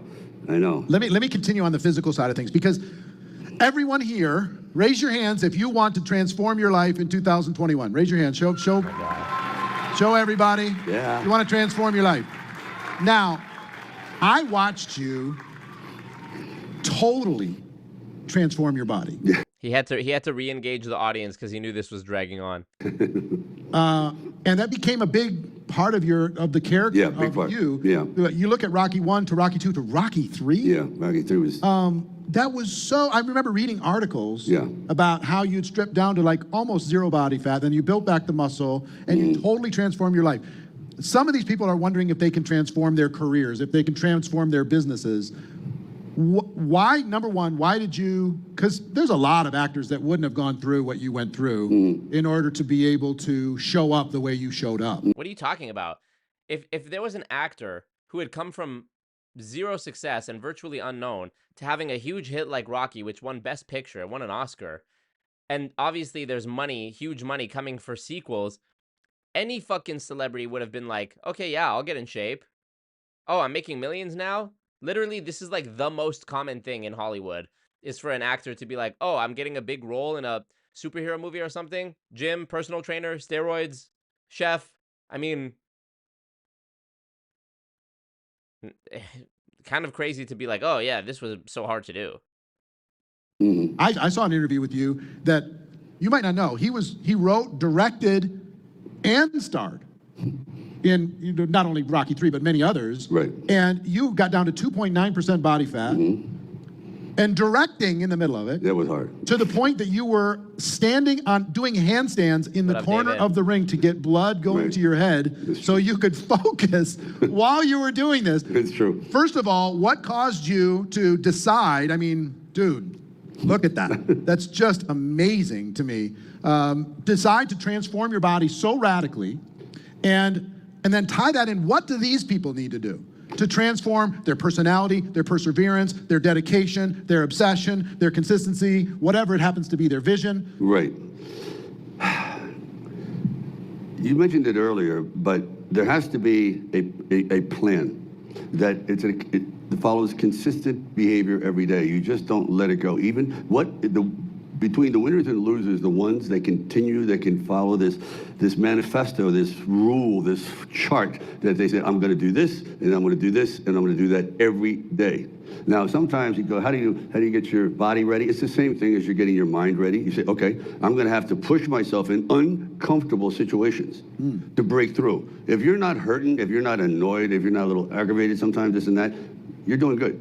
I mean, because if you don't feel that, if you don't feel that, you're doing bad. Yeah. You have to be uncomfortable. As an actor, as you know, like if an actor says, oh yeah. Holly says, ew, transform your personality. This is a cult. You as a person are never good enough. Your identity, your personality must be replaced with one that better suits the cult. Yeah. Yeah, I mean, this is like what Steve Hassan talks about with like how it doesn't necessarily replace your identity, but it suppresses, cults will suppress. Christopher T donated 10 Canadian dollars. The way these guys suck each other off is just nauseating. I feel bad that the cult members don't have the emotional intelligence, and are deeply wounded enough, to be deluded by this level of fraud and deception. Thank you for all you do, King. Thank you, David. Appreciate you, bro. Appreciate the support, G. Yeah, I mean, it's like Steve Hassan talks about how your authentic identity is suppressed by the cult identity. So you're there, you're kind of there, you can talk about your life, you can talk about things you've done and people you know, but it's like the lights are on but nobody's home type of thing. Interrupting? All good? Yeah, I nailed that. You didn't. What you did is you repeated what you know. You have to constantly. Yes, JS. It's like every life story has to fit in somehow to their MLM script. Totally. Be pushing forward. Now, what I would do is I would have almost the same kind of meal at the same time. Then at that time I would exercise. Today I do like yoga. I'm only 20 subscribers away from 101,000. Your boy is the GOAT. Oh, have you always been disciplined and regimented like this? No, not. I just decided to start it. You know, yeah, I said in New York when I was completely broke, I said, you know what? I'm never going to go to a nightclub. I'm not going to a bar. I'm not even going out to dinner. I'm going to. Tretino, look at you. Tretino's the GOAT. Marco following me was the best day of my life. Also, I have maybe missed 10 lives in the last 2 years, and I always catch up the next day if I miss them. What a real goon. Stay in this apartment, and I'm going to like get my meal from Merritt Farm, a chicken and a piece of cottage cheese, and I'm going to work on writing, and then when I'm not writing, I'll be watching other shows with a really critical eye. So sometimes you can learn a lot from TV, like, oh, wow, that's interesting, I'll write that down. And you start absorbing everything. So whatever is like your love or your passion, you start to surround yourself with it. I said, I'm not going to immerse myself in fun right now. I'll have fun later. Eric, in about 30 seconds. So would you say that the key to your success as a writer was setting your emotional thermostat to permission to succeed? LOL. I swear to you, me and my friend John Hertzfeld, who ended up being a director too, 2 Days in the Valley, you know, Don King story. I said, John, you know, we lived in New York for 4 years. Never. New Year's Eve, never. We sit there, buy a bottle of wine, and talk about our dreams. Talk about where we want to go, how this actor stinks, how that writer is great, this director. You know, constantly immersing yourself in the business. So you have to sacrifice. If you're not sacrificing, just like, you know, in Rocky 3, I wanted to show that Rocky lost because he became narcissistic. He became all things soft. Narcissistic. Yeah. He lost. He became civilized, as Mickey says. And to do that, he had to be incredibly vain. And I said, I have to go places. Now, to lose that much weight was bad. It was hard. Right? There was insomnia. I had mercury poisoning. I used to have like sand on my head to get to. I had fibrillation when I was doing the scene in the water, swimming. It was rough. It was really, really rough. But I was trying to accomplish something that I know is going to last forever. Long after I'm gone. That was what the statement was all about. So it's putting yourself in a positive but aggressive position to be a little uncomfortable. Otherwise, you're going to be overwhelmed. Immerse yourself in whatever you want to study the masters, you know, people that have made it. I read about people that are losers, why they are losers. It's so interesting. I never want to watch the biography channel because it always starts out, this actor was great, and then, I just skipped the last 20 minutes, and then he literally yapping about nothing. Found drugs. I go, I don't want to do that, you know. But yeah, it's that kind of uncomfortable. I'd always be, oh God, very, very excited, but also aggressive in trying. It's amazing, you guys, how both in this call, both in this interview between, you know, Sly and Eric Worre at this event, this virtual conference, as well as on the Zoom call that we reacted to in the last stream from 10, 11 days ago, it's just so full of fucking nothing. It's absolutely staggering to see. Trying to like go against the competition. I said, I know I can do better. I know. People say, no, you can't. Look at this guy, he's established, or that company. I said, I can do it. There's always a better way and a newer way. There really is.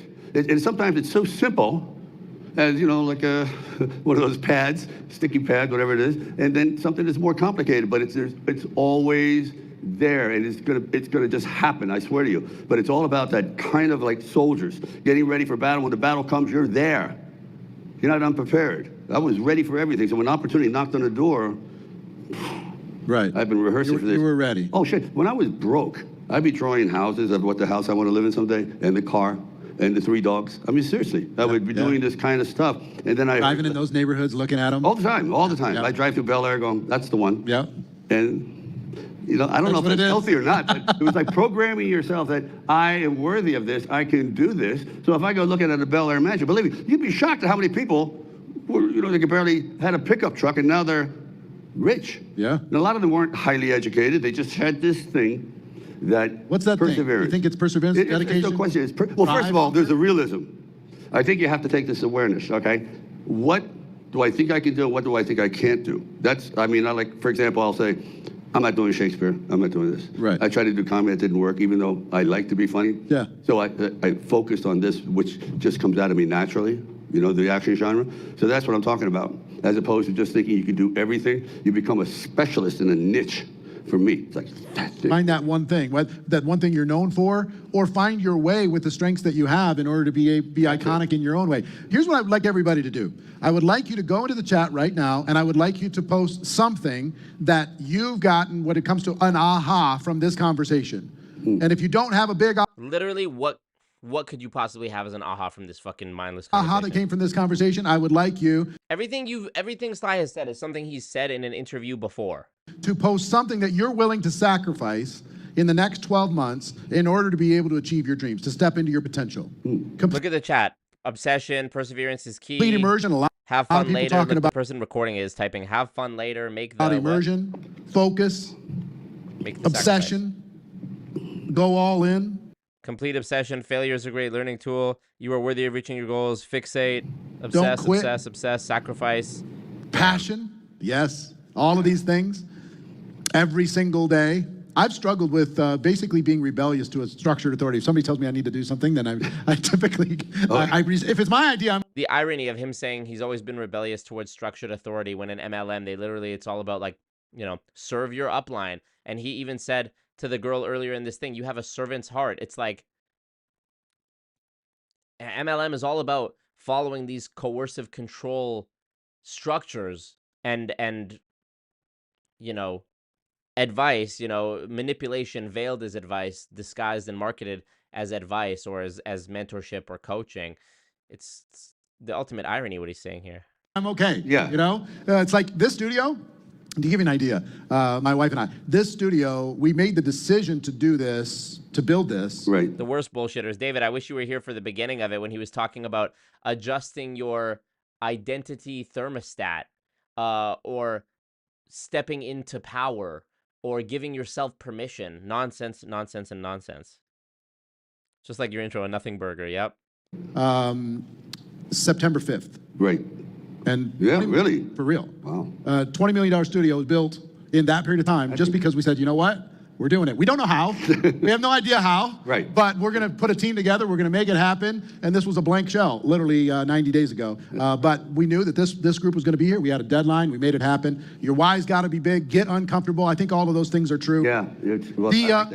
We talk a lot. You know, this is called GoPro. We talk a lot about. Legend says, I've been watching Marco since I've been single since 2019. Yep, and ever since then, he's been totally locked into the cult responsibilities and activities. There's no time for a girlfriend. I won't even allow it if he does find one. Becoming a professional. Right. You're a professional at a lot of different things. Let's pick writing for a second. Okay. Tratino, I left my 8-year relationship to pursue professional goonhood. Good. We love that. The worst of all. But I'm just amazed. It's I mean, hard. I've written one book. It's done well. But when you showed me, when we did the little thing, you told me you had. Look at this comment from Rika Wright in the chat. I will sacrifice for the next 90 days and immerse myself in business. No fun. That reminds me of the video where it's like, I would give my life for Pakistan. You know? 30 or 40 screenplays, yeah, bound up, looking gorgeous. Yeah. I felt so embarrassed because I have them all here. Right. What does it take to become great at anything? I don't care what it is, whether it's producing, acting, writing, directing, painting, entrepreneurship. What does it take to become great? Because I'm guessing a piece of it is just being willing to do it. Very wise. It is being willing to sacrifice leisure time, the pleasure of leisure time to do something that is, it's very challenging. Writing, the page is looking at you going, put something on it. When I would write a screenplay, and some actors will say, Jason. Look at this chat. Sorrel Hammond. The discipline I have to take care of my mom and family is extremely uncomfortable, but I'm doing it consistently. I'm doing it consistently. I have to have the same motivation for this business. So horrible. So horrible. Sorrel J. Hammond. I hope you've learned this by now. I know this is from a few years ago, but if by some miracle you're watching this, this business is not a business at all, and it's certainly not going to help you take care of your mom and family. I hate when I hear people that have others that rely on them who are hedging it all on an MLM scheme. So sad. Or Carl Weathers go, I don't like this line. I go, okay, here. You write exactly what you want to say, and you live with it. And you good, Tracy. I saw what you were putting down. Not one of them ever picked up that pen. Yeah. I say, guys, it's not as easy as you think. So with writing, it's every day you're confronted with a blank page. You say, okay, and then, but here's what happens. First day you may write a half a page, second page, then you go back, you look at it a week later, it's slop. But the point is, I kept going. That's why Rocky was done in 3.5 days, where some screenplays will take 3 months. I just felt it was never going to be perfect, but it was going to be done. I had a beginning, middle, and end. Just deciding to get it done. Get it done.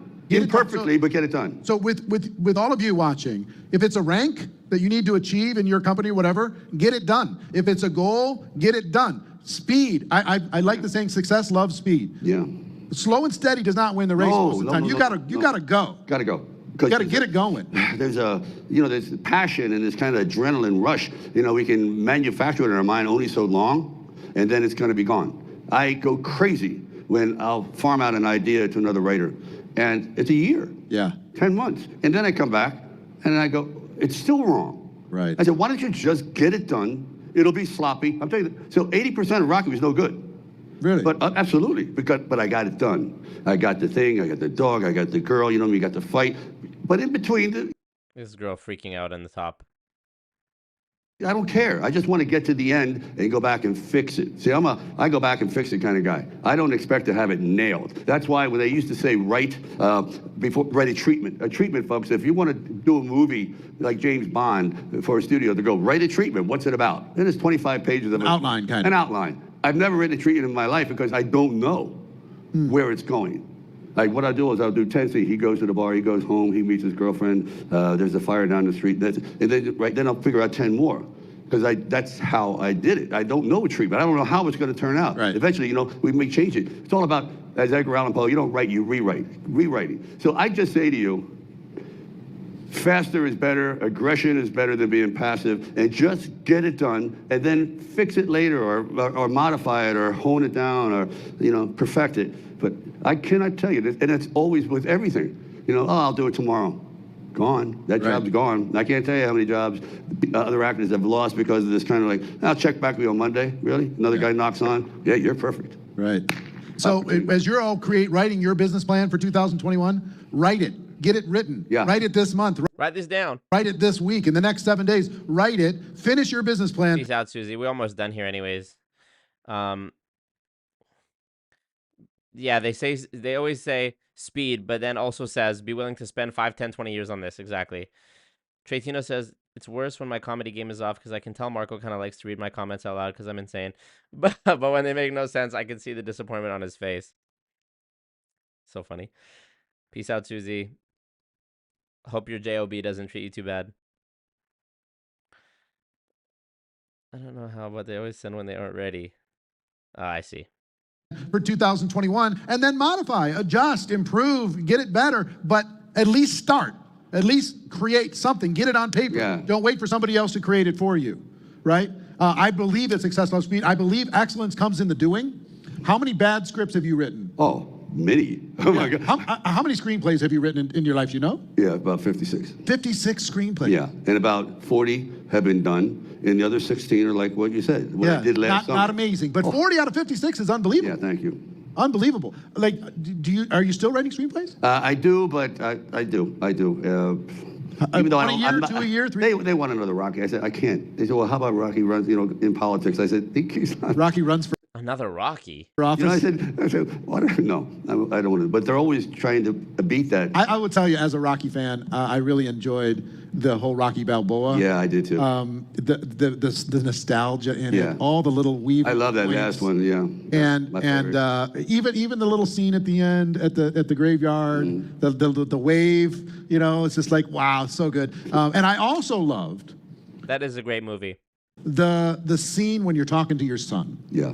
Where he just does not believe in himself. Life is about how hard it hit. Right? Yes, he's addicted to other people's opinions of him. Yeah, that's what it is. He's trying to find himself. And see, inside of our world, these people are involved in network marketing companies, direct sales companies all over the world. They're building large organizations. But But sometimes it's hard when people are judging them and people are putting them down and people are laughing or I don't know, it's just kind of looking at them, they're like they're second-class citizens when they're trying to build their entrepreneurial dreams, you know? Oh, yeah. And they are second-class citizens. They're literally scammers who are themselves being scammed, all while thinking that everyone who doesn't want to go along with the scam is a hater, and that everyone else who isn't going along with the scam is beneath them. Yeah. And I found that scene so inspiring, not just for the cliche of it, but the idea that you're giving some real world advice. And I found that you do that, you find a way. It's Capra-esque. Yeah. That you find a way to put a message. Did he just say Kafka-esque? Find a way. It's Capra-esque. Yeah. Capra? What is he trying to say? Kafka-esque? What does he mean? That you find a way to put a message into the moment that isn't just a moment. There's a real life lesson in there. Right. Frank Capra, okay. Where did that start? And it has to have been rewarding to see that those things have had legs. Those different lessons. You know, like the conversation with your son to help him have his breakthrough. Well, I think that conversation has gone on for generations because I know I had it with my kid, and it's so.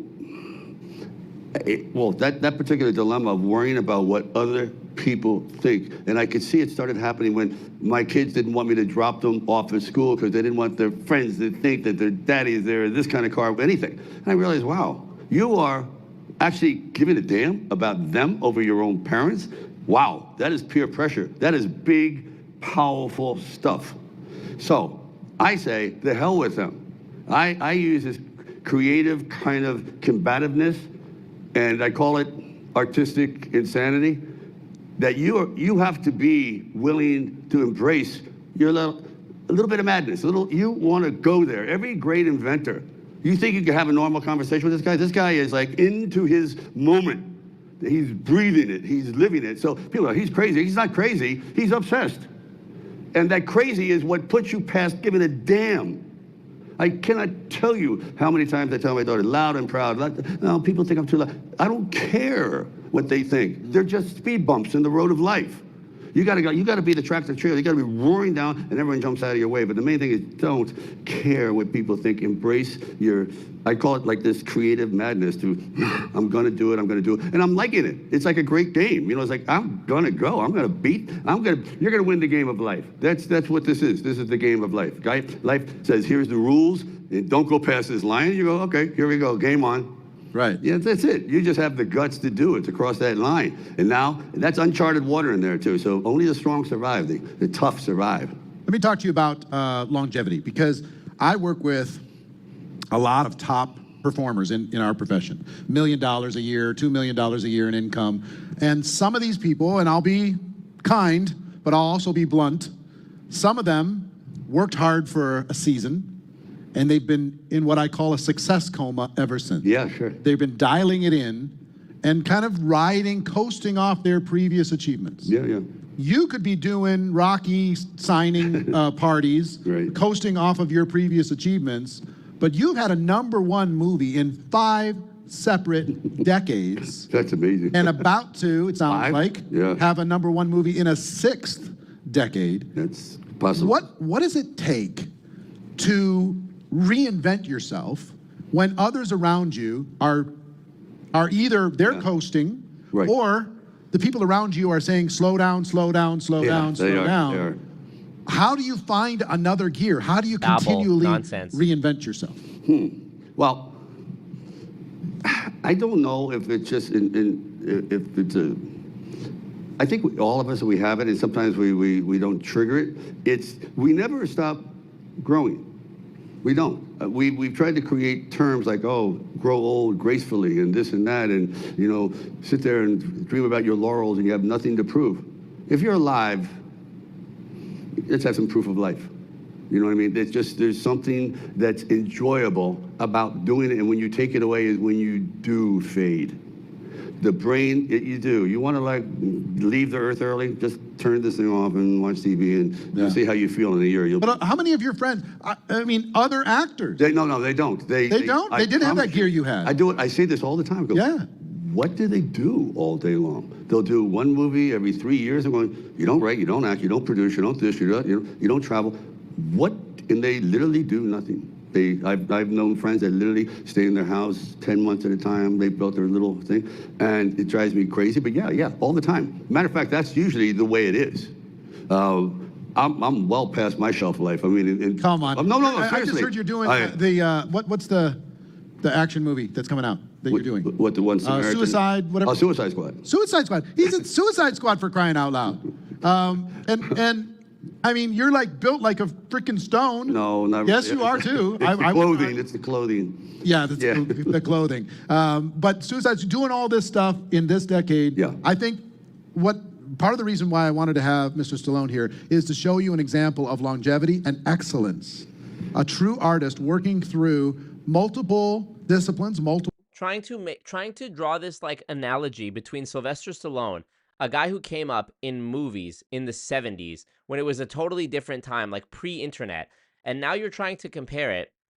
I mean, what makes this even more like dystopian and South Park-ish is the fact that this is happening during the COVID lockdowns, which was an unprecedented situation and circumstance, even in amongst the age of people who did grow up with the internet. And you're trying to draw this comparison to like inspire and invigorate these people who are in MLM companies who post on Instagram trying to recruit people.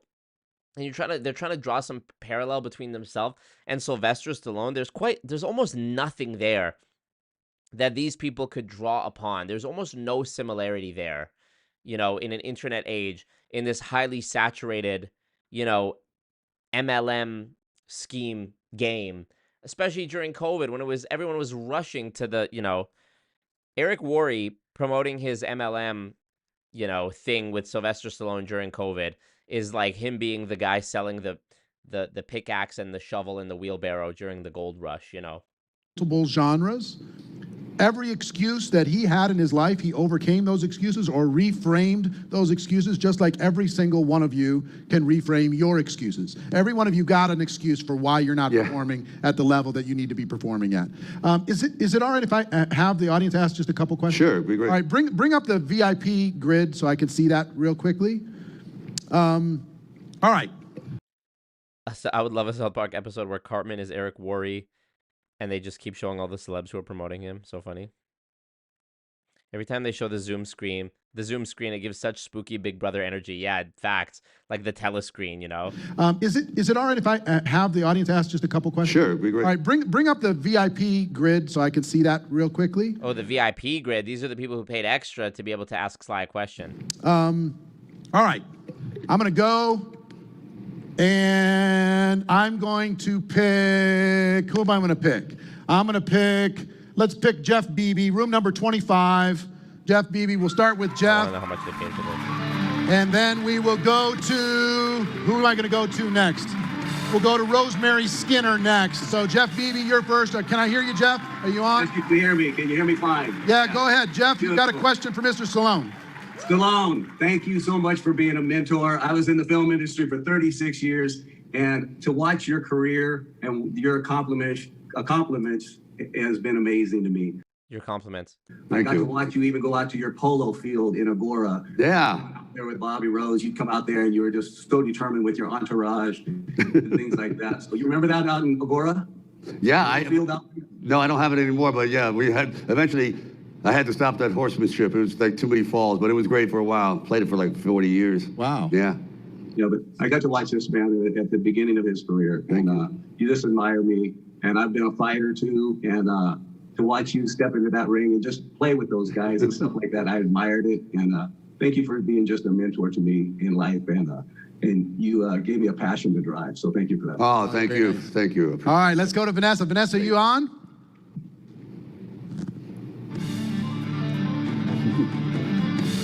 Hello. Rosemary, sorry, I was going to Rosemary. I apologize. Rosemary, hey, there you are. So what question do you have for Mr. Stallone? But first of all, I make my team, to follow. I make them watch your movies over and over.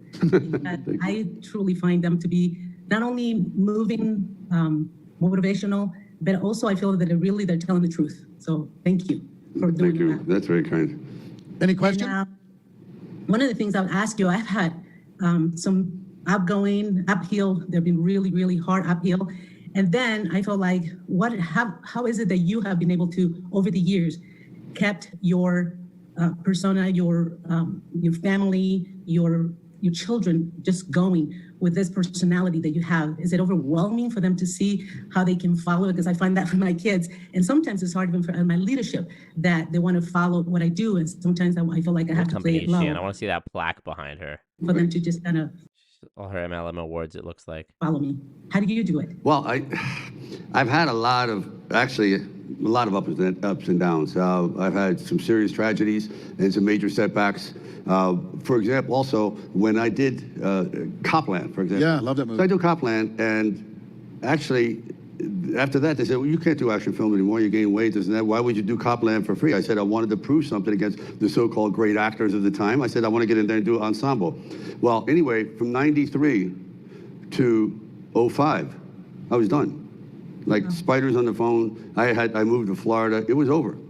So it wasn't until, and I said, I got one more story because of all this rejection, which was, I had this angst in my stomach. That's why I wrote Rocky Balboa, about the stuff in the basement. It all came from that, you see what I mean? So you take these down periods, this is your learning time, is the down period.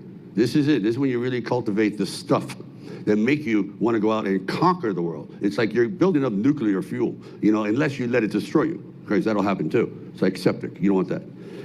So the point is, now, once you get back on the rocket ship, you go. Now you know how important it is to keep that thing flying. But no, this up and down thing, this is 100%, it's a stock market. This is our life, it's circadian rhythms. It's just, you know, it's bios. It's never going to be all, like you said, green lights and sunglasses. And, you know, it's never, ever going to be that. There's going to be a lot of ugly things when life, like John Lennon says, life interruption, when you're making other plans, you go, oh God, this is tragedy, this is this and that. But that's a growing period. So anyway, and as for elevating yourself above your children, like, oh, you know. Julie would know how much it would cost to join this VIP grid. Marco, can you allow me to allow myself to be a billionaire, please? Luis, I allow you. I allow you. I give you permission to get that money. Money? Is it like you don't want to intimidate them? Yeah. Is that it? And so funny, you have permission to become a great cheese cutter. Yeah, you know, it's kind of like it's hard for them to follow. No. You'd be surprised how they imitate. They're very good. So it's good for you. I am so bombastic when I'm home. You have no idea. I walk in like, hey, how are you? This, that. Like, and I'm doing that, and it aggravates the hell out of them. But I'm just trying for them not to be shrinking little violets. Like, you're lucky you were raised in all this wealth. Develop a personality, because this is it. This is what you got. This is your calling card to the world. You know, you don't have, all right, here's all my merchandise. You know, it's like this. And people feel that vibe. When you're there pitching, or you're talking to your kids and they feel this like radiation coming out, they get it. And it's like you're setting yourself up. I said, you want them to be a bigger star than you. So look where I am. I need you to be bigger than that. I love that. Stay there if you would. We got a few minutes left. These people are here because, and switch it back to the other grid, these people are here because they want to make 2021 the best year ever. Right. You've overcome all the obstacles, achieved all these incredible things. You're an example, a role model for what they can go out and achieve. That's true. Regardless of what their image is of themselves. Right. Give them your piece of advice of how to go make this next year the best year, the turning point year of their entire lives, and we'll wrap it up. Well, let's see. I never believed that anyone could make you a failure unless you made yourself one. Period. I just don't believe that. You're a failure. I don't accept that. So if I don't accept it, I disregard everything you say. I believe that only the tough survive. It really is a tough world out there. You can be very, very kind with your children and your loved ones, but I look at movies like a battlefield. I really do. I go in there and I love the challenge. I love it. And it brings out, another side. Truthfully, when I walk out of my office after writing a screenplay, working on, I am absolutely useless to anyone. They feel the negativity. They feel as though you've been somewhere. You're on another plane. When you're really in the zone, trying to achieve, your goals and you're really into it, your brain goes into a different frequency, I promise you. And that frequency, when I walk out of the room, it's like Frankenstein. And I'm not being facetious. It's like, oh God, I'm at the table and I'm eating. I don't want to talk. I'm there. I'm like so back in my business. And that's when I realized, wow, if I can literally walk around and still carry all this crap in my head, like then that means you're on all the time. You're on all the time. And one thing I do, I call it like my little sleep therapy. When I can't solve something, I go to bed and I ask my brain, I said, here's the problem. Come up with an answer. I don't expect it today, maybe tomorrow, maybe by Friday, but I want you to hit me with it. Like a dramatic problem, which could be a very serious problem. If you're writing a movie that costs $100 million and you don't have an ending that's worthwhile, that means you got to flop. So I go, give me an ending, give me an ending. And then all of a sudden, you're driving, you're there, you're combing your hair, go, oh, shit, where's, I got to write this down. And I cannot tell you how many times this has happened to let your subconscious also be working when you're not. So that means you're completely immersed. You're not even aware of it, but it's working, I promise you. This has worked for me for a long time. And I think people that become obsessed like you are in your business, it never shuts off.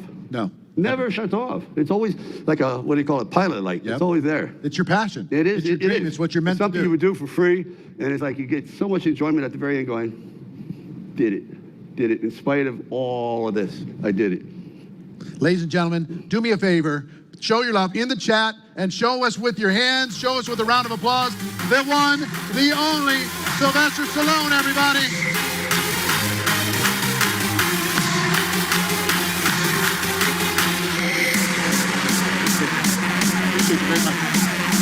Thanks, everybody. Jimmy will be right back.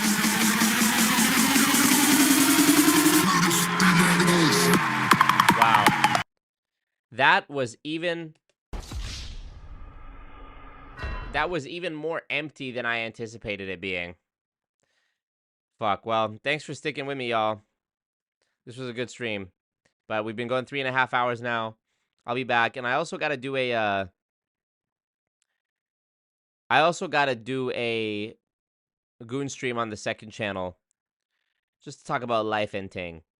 So, and I know it's late for y'all. It's Monday morning tomorrow. So, all right. Appreciate you guys. You will all get a participation awards for watching that. Yes. The speech has gone on far too long. So true. Competition where we do the sound bites. Impressions of the sound bites, says Tretino. I love that. Okay, guys. I'll see you again. Thanks so much for being here. Peace out. I took a full load. Marco. Yeah. All right. Peace out.